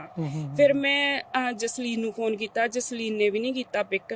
ਤਾਂ ਫਿਰ ਮੈਂ ਅਮਨ ਨੂੰ ਵਾਇਸ ਮੈਸੇਜ ਕੀਤਾ ਕਿ ਅਮਨ ਵੀ ਮੈਂ ਤੁਹਾਨੂੰ ਤਿੰਨਾਂ ਨੂੰ ਫੋਨ ਕਰਦੀ ਪਈ ਹਾਂ, ਤੁਸੀਂ ਮੇਰਾ ਫੋਨ ਕਾਹਤੋਂ ਨਹੀਂ ਪਿਕ ਕਰਦੇ। ਤੇ ਮੈਂ ਐਟਵਾਟਰ ਸੀਗੀ ਉਦੋਂ, ਮੈਂ ਐਟਵਾਟਰ ਤੋਂ ਘਰ ਨੂੰ ਤੁਰੀ ਆ। 20 ਮਿੰਟ ਦਾ ਰਸਤਾ ਹੈ ਐਟਵਾਟਰ ਤੋਂ ਅੰਮ੍ਰਿਤਸਰ ਦਾ। ਹਾਂਜੀ। ਤੇ ਉਹ 20 ਮਿੰਟਾਂ ਦੇ ਵਿੱਚ ਮੈਂ ਇਹਨਾਂ ਤਿੰਨਾਂ ਨੂੰ ਫੋਨ ਕਰਦੀ ਆਈ ਆ।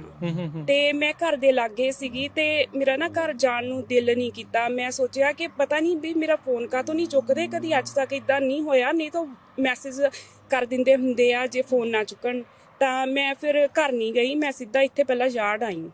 ਜਾੜ ਜਦੋਂ ਮੈਂ ਆਈ ਆ, ਹਜੇ ਮੈਂ ਗੇਟ ਦੇ ਹੀ ਸੀਗੀ ਤਾਂ ਸਾਡੇ ਪਿੰਡ ਦਾ ਮੁੰਡਾ ਆ, ਉਹ ਸਾਡੇ ਨਾਲ ਹੀ ਕੰਮ ਕਰਦਾ ਤੇ ਉਹਦਾ ਮੈਨੂੰ ਫੋਨ ਆਇਆ ਕਿ ਭਾਬੀ ਜਸਦੀਪ ਤੇ ਅਮਨਦੀਪ ਫੋਨ ਨਹੀਂ ਚੁੱਕਦੇ ਹੈਗੇ, ਤੁਸੀਂ ਉਹਨਾਂ ਨੂੰ ਫੋਨ ਕਰ ਸਕਦੇ ਆ ਜਾਂ ਉਹਨਾਂ ਨੂੰ ਜਾੜ 'ਚ ਜਾ ਕੇ ਚੈੱਕ ਕਰੋ ਵੀ ਉਹ ਫੋਨ ਕਿਉਂ ਨਹੀਂ ਚੁੱਕਦੇ। ਤਾਂ ਨਾਲ ਹੀ ਉਹਨੇ ਮੈਨੂੰ ਇਹ ਵੀ ਦੱਸਿਆ ਕਿ ਡਰਾਈਵਰ ਦੀ ਵਾਈਫ ਗਈ ਸੀਗੀ ਤੇ ਟੈਪ ਚੱਲਦੀ ਸੀਗੀ, ਆਫਿਸ ਓਪਨ ਸੀਗਾ, ਪਰ ਉਹ ਹੈ ਨਹੀਂ ਗੇ ਉੱਥੇ ਕੋਈ ਵੀ। ਮੈਂ ਉਹਨੂੰ ਕਿਹਾ, ਮੈਂ ਕਿਹਾ ਵੀ ਮੈਂ ਜਾੜ ਪਹੁੰਚ ਗਈ ਆ ਤੇ ਮੈਂ ਚੈੱਕ ਕਰਕੇ ਤੈਨੂੰ ਦੱਸਦੀ ਆ। ਕਿੰਨੇ ਕੁ ਇਸ ਟਾਈਮ ਵਕਤ ਸੀ? 11:30 12 ਵਜੇ ਦਾ? ਉਦੋਂ 12:15 ਹੋਏ ਸੀ, 12:05 12:10 ਤੇ ਮੈਂ ਪਹੁੰਚ ਗਈ ਸੀ ਇੱਥੇ ਜਾੜ। ਜਦੋਂ ਮੈਂ ਫਿਰ ਅੰਦਰ ਇੱਥੇ ਬੜੀ ਆ, ਮੇਰੀ ਬੈਨ ਬਾਹਰ ਖੜੀ ਸੀਗੀ, ਤਾਂ ਮੈਂ ਸੋਚਿਆ ਕਿ ਨਹੀਂ ਬੈਨ ਤਾਂ ਖੜੀ ਆ ਵੀ ਉਹ ਇੱਥੇ ਜਾੜ ਦੇ ਵਿੱਚ ਹੀ ਆ, ਪਰ ਅਮਨ ਦਾ ਪਿਕਅਪ ਹੈ ਨਹੀਂ ਸੀਗਾ। ਫਿਰ ਮੈਂ ਅੰਦਰ ਗਈ ਆ, ਜਦੋਂ ਮੈਂ ਉਹ ਰੇਲਿੰਗ ਤੋਂ ਜਾਂਦੀ ਸੀ ਤਾਂ ਉੱਥੇ ਮੈਂ ਗਾਰਬੇਜ ਦਾ ਬੈਗ ਦੇਖਿਆ ਪਹਿਲਾਂ ਬਾਹਰ ਪਿਆ। ਕਦੀ ਇਦਾਂ ਹੋ ਨਹੀਂ ਸਕਦਾ ਕਿ ਗਾਰਬੇਜ ਦਾ ਬੈਗ ਉਹ ਬਾਹਰ ਇਦਾਂ ਰੱਖ ਦੇਣ ਰੈਂਪ ਦੇ ਉੱਤੇ। ਹਾਂਜੀ, ਤੇ ਫਿਰ ਮੈਂ ਅੰਦਰ ਬੜੀ ਆ, ਅੱਧਾ ਕ ਡੋਰ ਖੁੱਲਾ ਸੀ, ਜਿਹੜਾ ਮੇਨ ਐਂਟਰੈਂਸ ਹੈ ਆਫਿਸ ਦਾ, ਅੱਧਾ ਕ ਬੰਦ ਸੀਗਾ। ਅੰਦਰ ਬੜੀ ਆ ਤੇ ਜਿਹੜਾ ਪੈਰਾਂ ਦੇ ਨਾਲ ਕਿਸੇ ਦੀ ਜਿੱਦਾਂ ਮਿੱਟੀ ਲੱਗ ਕੇ ਆਈਓ ਸੀ, ਪੈਰ ਲੱਗੇ ਹੋ ਸੀਗੇ, ਕੋਈ ਹੈ ਨਹੀਂ ਸੀਗਾ ਉੱਥੇ, ਮਤਲਬ ਕੋਈ ਵੀ ਫੈਮਿਲੀ ਮੈਂਬਰ। ਮੈਂ ਦੇਖਿਆ ਉੱਥੇ ਕਿ ਪੈਰਾਂ ਦੇ ਨਾਲ ਮਿੱਟੀ ਲੱਗ ਕੇ ਆਈਓ ਆ ਤੇ ਉੱਥੇ ਇੱਕ ਪੌਟ। ਤੁਸੀਂ ਕੀ ਸੋਚ ਰਹੇ ਸੀ ਉਸ ਟਾਈਮ ਵੀ ਤੁਹਾਨੂੰ ਕੀ ਮਨੀ ਲੱਗ ਰਿਹਾ? ਪਲਾਂਟ ਮੈਨੂੰ ਸੀਗਾ ਕਿ ਇੱਥੇ ਹੀ ਹੋਣੇ ਆ, ਮਨੀ ਪਲਾਂਟ ਉੱਥੇ ਪਿਆ ਸੀ, ਮਨੀ ਪਲਾਂਟ ਜਿਹੜਾ ਟਿਲਟ ਹੋਇਆ ਸੀਗਾ ਤੇ ਚਾਬੀਆਂ ਦਾ ਜਿਹੜੇ ਗੁੱਛੇ ਆ ਉਹ ਥੱਲੇ ਪਏ ਹੋ ਸੀਗੇ, ਜਿਹੜੀਆਂ ਚੇਅਰਸ ਆ ਆਲੇ ਦੁਆਲੇ ਨੂੰ ਹੋਈਆਂ ਸੀਗੀਆਂ। ਤੇ ਮੈਨੂੰ ਥੋੜਾ ਵੀਅਰਡ ਲੱਗਾ। ਫਿਰ ਮੇਰਾ ਨਾ ਨਜ਼ਰ ਪਈ ਅਰੂਹੀ ਦੇ ਬੇਬੀ ਬੈਗ ਤੇ। ਅੱਛਾ, ਅਰੂਹੀ ਦਾ ਬੇਬੀ ਬੈਗ ਉੱਥੇ ਹੀ ਸੀਗਾ। ਤੁਸੀਂ ਇਹ ਵੀ ਸੋਚਿਆ ਵੀ ਇਹ ਸ਼ਾਇਦ ਹਸਪੀਟਲ ਚਲੇ ਗਏ ਹੋਣ ਜਾਂ ਅਪਾਇੰਟਮੈਂਟ ਤੇ? ਹਾਂਜੀ, ਜਦੋਂ ਮੈਂ ਦੇਖਿਆ ਰੂਹੀ ਦਾ ਬੇਬੀ ਬੈਗ, ਫਿਰ ਮੈਂ ਫਟਾਫਟ ਆਈ ਬਾਹਰ ਦੇਖਣ ਬੈਨ ਦੇ ਵਿੱਚ ਸੀਟ ਲੱਗੀ ਆ ਕਿ ਨਹੀਂ ਅਰੂਹੀ ਦੀ। ਅਰੂਹੀ ਦੀ ਬੈਨ ਦੇ ਵਿੱਚ ਸੀਟ ਸੀਗੀ ਤੇ ਮੈਂ ਫਿਰ ਦੀਪ ਭਾਜੀ ਨੂੰ ਫੋਨ ਕੀਤਾ, ਸੁਖਦੀਪ ਭਾਜੀ ਨੂੰ। ਮੈਂ ਕਿਹਾ ਭਾਜੀ ਵੀ ਕੋਈ ਹੈ ਨਹੀਂ ਗਾ ਇੱਥੇ, ਮੈਨੂੰ ਆਪਣੇ ਪਿੰਡ ਵਾਲੇ ਮੁੰਡੇ ਦਾ ਫੋਨ ਵੀ ਆਇਆ ਸੀਗਾ ਤੇ ਤੁਸੀਂ ਇੱਥੇ ਜਾੜ ਨੂੰ ਆ ਸਕਦੇ ਆ ਵੀ ਅਰੂਹੀ ਦਾ ਬੇਬੀ ਬੈਗ ਵੀ ਇੱਥੇ ਪਿਆ ਆ, ਉਹ ਇਦਾਂ ਜਾ ਤਾਂ ਨਹੀਂ ਸਕਦੇ ਬੇਬੀ ਬੈਗ ਤੇ ਸੀਟ ਤੋਂ ਬਿਨਾਂ ਕਿਤੇ। ਤੇ ਭਾਜੀ ਕਹਿੰਦੇ ਕਿ ਮੈਂ ਕਿਤੇ ਚੱਲਾਂ ਸੀਗਾ ਪਰ ਮੈਂ ਆਉਣਾ ਆ ਜਾੜ ਨੂੰ। ਤੇ ਮੇਰੇ ਦਿਲ 'ਚ ਆਇਆ ਉਦੋਂ ਕਿ ਬੱਚੇ ਦੋਨੋਂ ਸਕੂਲੇ ਸੀਗੇ, ਅਲੱਗ-ਅਲੱਗ ਸਕੂਲ ਦੇ ਵਿੱਚ ਪੜ੍ਹਦੇ ਸੀਗੇ। ਮੇਰੇ ਦਿਲ 'ਚ ਆਇਆ ਕਿ ਬੱਚਿਆਂ ਨੂੰ ਨਾ ਕੁਝ ਹੋ ਗਿਆ ਹੋਵੇ, ਤਾਂ ਮੈਂ ਪਹਿਲਾਂ ਬੱਚਿਆਂ ਦੇ ਸਕੂਲਾਂ ਦੇ ਵਿੱਚ ਚੈੱਕ ਕਾਲ ਕਰ ਲਵਾਂ। ਮੈਂ ਬੱਚਿਆਂ ਦੇ ਸਕੂਲਾਂ ਦੇ ਵਿੱਚ ਕਾਲ ਕੀਤੀ, ਮੈਂ ਉਹਨਾਂ ਨੂੰ ਦੱਸਿਆ ਤਾਂ ਨਹੀਂ ਵੀ ਕੀ ਹੋਇਆ ਆ, ਮੈਂ ਉਹਨਾਂ ਨੂੰ ਸਿਰਫ ਇਹ ਪੁੱਛਿਆ ਕਿ ਬੱਚੇ ਇੱਥੇ ਹੀ ਆ, ਵੀ ਉਹਨਾਂ ਨੂੰ ਪਿਕ ਕਰਨ ਤਾਂ ਨਹੀਂ ਕੋਈ ਆਇਆ। ਦੋਨੋਂ ਸਕੂਲਾਂ ਦੇ ਵਿੱਚ ਉਹ ਕਹਿੰਦੇ ਕਿ ਨਹੀਂ ਬੱਚੇ ਇੱਥੇ ਹੀ ਆ। ਉਸ ਤੋਂ ਬਾਅਦ ਚੋਂ ਹਜੇ ਭਾਜੀ ਪਹੁੰਚੇ ਨਹੀਂ ਸੀਗੇ ਤਾਂ ਮੈਂ 911 ਕਰਤੀ, ਪੁਲਿਸ ਕਾਲ ਕਰਤੀ। ਦਿਲ ਇਦਾਂ ਮਤਲਬ ਕਿ ਡਰਦਾ ਸੀਗਾ ਨਾ ਉਦੋਂ ਵੀ ਪਤਾ ਨਹੀਂ ਕੀ ਹੋਇਆ ਆ। ਮੈਨੂੰ ਇੰਨੀ ਮੈਂ ਪਜ਼ਲ ਹੋਈ, ਮੈਨੂੰ ਇੱਥੇ ਜਾੜ ਦਾ ਐਡਰੈਸ ਵੀ ਨਾ ਯਾਦ ਆਵੇ ਵੀ ਮੈਂ ਇਹਨਾਂ ਨੂੰ ਕਵਾਂ ਕੀ। ਤਾਂ ਹਾਂਜੀ, ਜਾਨੂ ਫਿਰ ਭਾਜੀ ਪਹੁੰਚ ਗਏ। ਭਾਜੀ ਨੇ ਉਹਨਾਂ ਨੂੰ ਸਾਰਾ ਕੁਝ ਇਨਫੋਰਮ ਕੀਤਾ ਕਿ ਇਦਾਂ ਇਦਾਂ ਹੋਇਆ ਆ, ਵੀ ਤੁਸੀਂ ਇੱਥੇ ਪਹੁੰਚੋ, ਵੀ ਸਾਡੀ ਫੈਮਿਲੀ ਜਿਹੜੀ ਆ ਮਿਸਿੰਗ ਆ। ਸੋ ਇਹ ਉਦੋਂ 12:30 ਦਾ ਵਕਤ ਸੀ ਜਾਂ 12:30? ਹਾਂਜੀ, 12:30 ਦਾ। ਠੀਕ ਆ। ਤੇ ਫਿਰ ਤੁਹਾਨੂੰ ਫਿਰ ਪੁਲਿਸ ਵਾਲੇ ਕਿੰਨੇ ਚਿਰ ਦੇ ਵਿੱਚ ਆਏ? ਪੁਲਿਸ ਵਾਲੇ 15 ਮਿੰਟ ਬਾਅਦ ਆਏ ਆ, ਪਰ ਉਸ ਤੋਂ ਪਹਿਲਾਂ ਘਰ ਦੀ ਰਿੰਗ ਤੇ ਉਹ ਮੇਰੇ ਫੋਨ ਦੇ ਨਾਲ ਕਨੈਕਟਡ ਸੀਗੀ, ਵੀਡੀਓ ਕੈਮਰਾ ਸੀਗਾ ਨਾ ਰਿੰਗ ਦੇ, ਅੱਜ ਕੱਲ ਉਹ ਆਉਂਦਾ ਆ, ਤੇ ਉਹਦੇ ਵਿੱਚ ਕਿਸੇ ਨੇ ਰਿੰਗ ਮਾਰੀ ਘਰ ਤੇ ਮੈਂ ਦੇਖਿਆ ਉਹ ਪੁਲਿਸ ਵਾਲਾ ਉੱਥੇ ਖੜਾ ਸੀਗਾ ਵੀਡੀਓ ਕਾਲ ਦੇ ਵਿੱਚ। ਹਾਂਜੀ, ਤੇ ਮੈਂ ਤੇ ਭਾਜੀ ਨੇ ਫਿਰ ਉਹਦੇ ਨਾਲ ਗੱਲ ਕੀਤੀ ਤੇ ਉਹਨੇ ਸਾਨੂੰ ਉਹਦੇ ਵਿੱਚੋਂ ਹੀ ਦੱਸਿਆ ਕਿ ਤੁਹਾਡਾ ਪਿਕਅਪ ਜਿਹੜਾ ਅਮਨਦੀਪ ਦਾ ਇਦਾਂ ਬਰਨ ਹੋਣ ਡਿਆ ਆ ਤੇ ਬੋਡੀਜ਼ ਨਹੀਂ ਕੋਈ ਫਾਊਂਡ ਹੋਈਆਂ ਵਿੱਚ। ਉਹਨੇ ਜਦੋਂ ਸਾਨੂੰ ਫੋਨ ਕੀਤਾ ਆ, ਅਸੀਂ ਰਿੰਗ ਬੈਲ ਦੇ ਉੱਪਰ ਆਨਸਰ ਕੀਤਾ। ਉਹਨੇ ਸਾਡੇ ਨੂੰ ਅਮਨਦੀਪ ਸਿੰਘ ਦਾ ਪੁੱਛਿਆ, ਉਹਨੂੰ ਮੈਂ ਦੱਸਿਆ ਮੇਰਾ ਕਜ਼ਨ ਆ, ਇਹ ਗੱਲ ਕਰਨ ਦੀ ਹਾਲਤ ਵਿੱਚ ਨਹੀਂ ਸੀਗੀ। ਫਿਰ ਉਹਨੇ ਪੁੱਛਿਆ ਵੀ ਉਹਦੇ ਕੋਲ ਵਹੀਕਲ ਕਿਹੜਾ ਹੈ। ਅਸੀਂ ਉਹਨੂੰ ਦੱਸਿਆ ਵੀ ਉਹਦੇ ਕੋਲ ਡਾਜ ਦਾ ਪਿਕ ਆ। ਵੀ ਤੁਸੀਂ ਕਿਉਂ ਪੁੱਛਦੇ ਆ? ਉਹਨੇ ਦੱਸਿਆ ਵੀ ਤੁਹਾਡਾ ਪਿਕਅਪ ਆ, ਉਹ ਔਰਚਰਡ ਦੇ ਵਿੱਚ ਸਾਨੂੰ ਆਰਸਨ ਹਾਲਤ ਵਿੱਚ ਮਿਲਿਆ ਹੈ, ਵੀ ਅੱਗ ਲੱਗੀ ਹੋਈ ਆ। ਉਹ ਕੋਈ ਉਹਨਾਂ ਨੇ ਸਾਨੂੰ ਇਨਫੋਰਮੇਸ਼ਨ ਰਿਲੀਜ਼ ਨਹੀਂ ਕੀਤੀ ਬੋਡੀ ਦੀ ਜਾਂ ਕਿੱਦਾਂ, ਉਹ ਕਰ ਵੀ ਨਹੀਂ ਸਕਦੇ। ਅਸੀਂ ਉਹਨਾਂ ਨੂੰ ਪੁੱਛਿਆ ਜ਼ਰੂਰ ਹੈ ਕਿਉਂਕਿ ਸਾਨੂੰ ਉਸ ਵੇਲੇ ਇਹ ਤਾਂ ਆਲਮੋਸਟ ਡਿੱਗ ਪੈਣ ਲੱਗੀ ਸੀ। ਜੇ ਇੱਕ ਤੁਹਾਡੀ ਫੈਮਿਲੀ ਕਿਡਨੈਪ ਹੋਈ ਉਹਦੇ ਤੁਹਾਨੂੰ ਉਹਦਾ ਵਹੀਕਲ ਲੱਭਦਾ ਜਿਹੜਾ ਆਲਰੇਡੀ ਅੱਗ ਲੱਗੀ, ਤਾਂ ਪਹਿਲਾਂ ਤੁਹਾਡੇ ਦਿਮਾਗ 'ਚ ਆਉਂਦਾ ਵੀ ਸਾਡਾ ਪਰਿਵਾਰ ਵਿੱਚ ਨਾ ਹੋਵੇ। ਇਹਨੂੰ ਮੈਂ ਫੜਿਆ ਫਟਾਫਟ। ਜਦ ਤੱਕ ਮੇਰੇ ਦੋਸਤ ਜਿੰਨੇ ਕੁ ਹੈਗੇ ਆ ਉਹ ਸਾਰੇ ਇੱਥੇ ਆ ਚੁੱਕੇ ਸੀ। ਬਿਗ ਸਪੋਰਟ ਫੈਮਿਲੀ ਦੀ ਕਮਿਊਨਿਟੀ ਸਾਨੂੰ ਬਹੁਤ ਰਹੀ ਹੈ। ਅਸੀਂ ਔਰ ਪੁਲਿਸ ਵਾਲਾ ਜੋ ਲੋਕੇਸ਼ਨ ਸੀ, ਫਟਾਫਟ ਇੱਥੋਂ ਬੰਦੇ 2-3 ਉਧਰ ਨੂੰ ਦੜਾਏ ਵੀ ਤੁਸੀਂ ਪੁਲਿਸ ਵਾਲੇ ਤਾਂ ਦੱਸਦੇ ਨਹੀਂ, ਜਾ ਕੇ ਚੈੱਕ ਕਰੋ ਬਈ ਸਾਡਾ ਪਰਿਵਾਰ ਤਾਂ ਨਹੀਂ ਉਹਦੇ ਵਿੱਚ ਹੈਗਾ।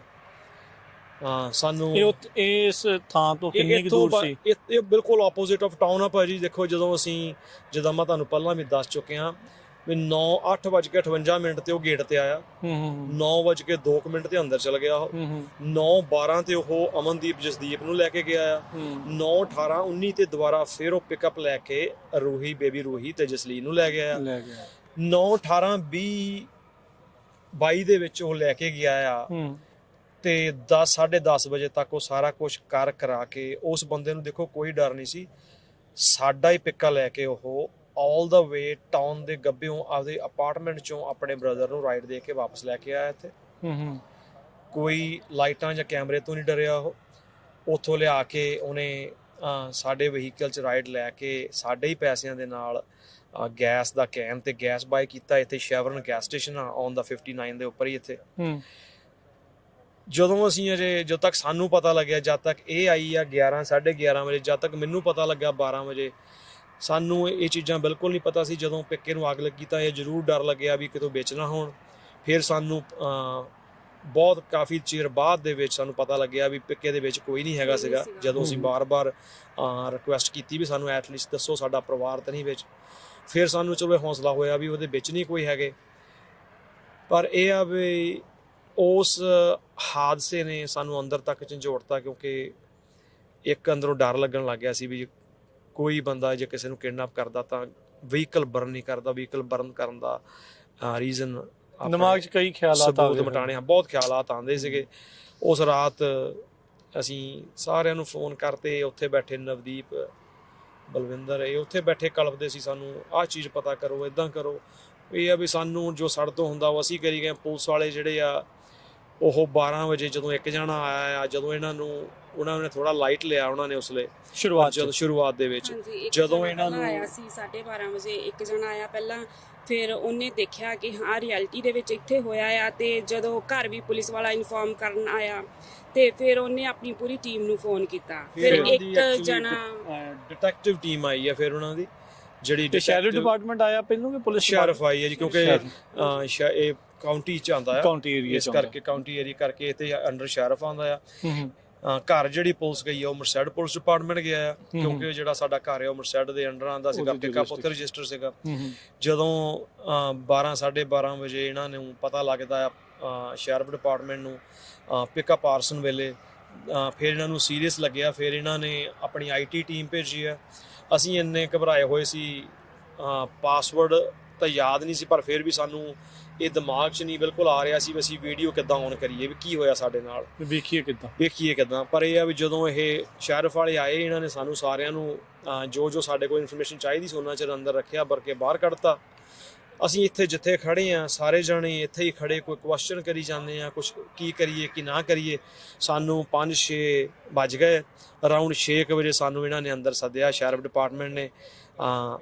ਉਹਦੇ ਵਿੱਚ ਵੀ ਅੰਦਰ ਜਾਂਚ ਕਰੀ ਜਾਂਦੇ ਸੀ ਜੀ। ਉਹਨਾਂ ਨੇ ਕਿਸੇ ਨੂੰ ਨਹੀਂ, ਮੈਂ ਤੇ ਜਸਪ੍ਰੀਤ ਆਈ ਥਿੰਕ ਅਸੀਂ ਦੋਨੇ, ਸਾਨੂੰ 2 ਜਣੇ, ਸਾਨੂੰ ਭਾਜੀ ਨੂੰ ਤੇ ਮੈਨੂੰ ਉਹਨਾਂ ਨੇ ਅੰਦਰ ਬੁਲਾਇਆ, ਤੇ ਉਹਨਾਂ ਨੇ ਸਿਰਫ ਇੱਕ ਟੀਵੀ ਤੇ ਸਾਨੂੰ ਇੱਕ ਫੋਟੋ ਦਿਖਾਈ ਉਹ ਪਰਸਨ ਦੀ, ਜਿਹੜੀ ਸਭ ਤੋਂ ਪਹਿਲਾਂ ਫੋਟੋ ਤੁਸੀਂ ਦੇਖੀ ਹੋਣੀ ਆ, ਕਿ ਉਹਨੇ ਫੇਸ ਮਾਸਕ ਲਾਇਆ ਸੀ ਤਾਂ ਉਹ ਰੈਂਪ ਤੇ ਖੜਾ ਸੀਗਾ ਤੇ ਕੈਮਰੇ ਵੱਲ ਨੂੰ ਜਦੋਂ ਦੇਖ ਰਿਹਾ ਹੁੰਦਾ। ਉਹਦੇ ਵਿੱਚ ਫਿਰ ਉਹਨਾਂ ਨੇ ਪੁੱਛਿਆ ਕਿ ਤੁਸੀਂ ਇਹਨੂੰ ਪਛਾਣ ਸਕਦੇ ਆ, ਅਸੀਂ ਕਿਹਾ ਵੀ ਨਹੀਂ ਅਸੀਂ ਨਹੀਂ ਪਛਾਣ ਸਕਦੇ। ਤੇ ਉਸ ਟਾਈਮ ਤੇ ਫਿਰ ਉਹਨਾਂ ਨੇ ਦੱਸਿਆ ਕਿ ਉਹ ਕਿਡਨੈਪ ਹੋ ਗਏ ਆ, ਤੇ ਇਹ ਪਰਸਨ ਆ ਵੀ ਉਹਨਾਂ ਨੂੰ ਲੱਗਦਾ ਕਿ ਇਹਨੇ ਕਿਡਨੈਪ ਕੀਤਾ ਆ। ਤੇ ਉਸ ਤੋਂ ਬਾਅਦ ਵਿੱਚ ਫਿਰ ਅਸੀਂ, ਪਰ ਜਸਦੀਪ ਦੇ ਫੋਨ ਤੇ ਰਿੰਗ ਜਾਂਦੀ ਕਰਕੇ ਅਸੀਂ ਜਸਦੀਪ ਨੂੰ ਫੋਨ ਕਰੀ ਗਏ,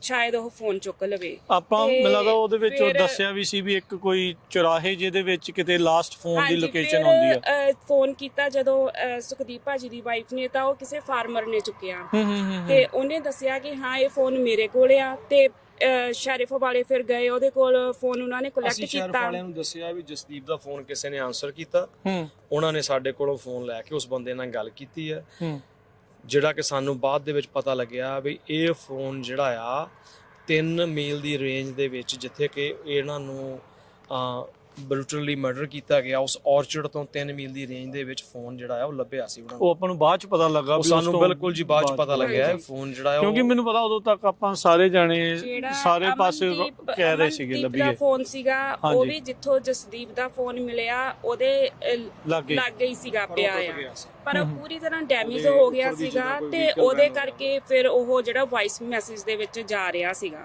ਤੇ ਜਸਦੀਪ ਦਾ ਫੋਨ ਠੀਕ ਸੀਗਾ। ਸੋ ਤੁਹਾਨੂੰ ਇਹ ਲੱਗਦਾ ਆ ਵੀ ਕਿਉਂਕਿ ਉਹ ਜਿਹੜੇ ਬਹੁਤ ਹੀ ਥੋੜੇ ਮਿੰਟਾਂ ਦੇ ਵਿੱਚ ਉਹ ਦੁਬਾਰਾ ਬੇਬੀ ਅਰੂਹੀ ਨੂੰ ਤੇ ਜਸਲੀਨ ਨੂੰ ਲੈਣ ਆਉਂਦਾ ਆ, ਵੀ ਉਨੀ ਦੇਰ ਤੱਕ ਆਪਣੇ ਭਰਾ ਦੇ ਕੋਲ ਹੀ ਸ਼ਾਇਦ ਦੋਨਾਂ ਭਰਾਵਾਂ ਨੂੰ ਉਹਨੇ ਛੱਡਿਆ ਹੋਵੇ, ਕਿਉਂਕਿ ਜਿੱਦਾਂ ਤੁਸੀਂ ਦੱਸਿਆ ਵੀ ਉਹ 15-20 ਮਿੰਟ ਦੂਰ ਆ ਜਿੱਥੇ ਇਵੈਂਚੁਅਲੀ ਉਹ ਥਾਂ ਸੀਗੀ। ਕੋਰਟ ਦੇ ਵਿੱਚ ਜਿਹੜੀ ਹੀਅਰਿੰਗ ਹੋਈ ਸੀਗੀ ਉਹਦੇ ਵਿੱਚ ਤਾਂ ਉਹਨਾਂ ਨੇ ਇਹ ਕਿਹਾ ਸੀਗਾ ਕਿ ਉਹਨਾਂ ਨੇ ਇਹ ਸਾਨੂੰ ਨਹੀਂ ਦੱਸਿਆ ਕਿ ਉਹ ਮੁੜ ਕੇ ਲੈ ਕੇ ਆਇਆ ਉਹਨਾਂ ਨੂੰ ਨਾਲ ਜਾਂ ਕਿੱਦਾਂ ਹੋਈ ਆ, ਪਰ ਜਿਹੜਾ ਬ੍ਰਦਰ ਆ ਉਹਨੇ ਜਦੋਂ ਮਰਡਰ ਕੀਤਾ ਆ ਉਹ ਤੋਂ ਬਾਅਦ ਵਿੱਚ ਉਹ ਆਪਣੇ ਬ੍ਰਦਰ ਨੂੰ ਪਿਕ ਕਰਨ ਗਿਆ ਉਹਦੀ ਅਪਾਰਟਮੈਂਟ ਦੇ ਵਿੱਚੋਂ। ਹਾਂਜੀ, ਉਹਦੀ ਅਪਾਰਟਮੈਂਟ ਚੋਂ। ਹਾਂਜੀ।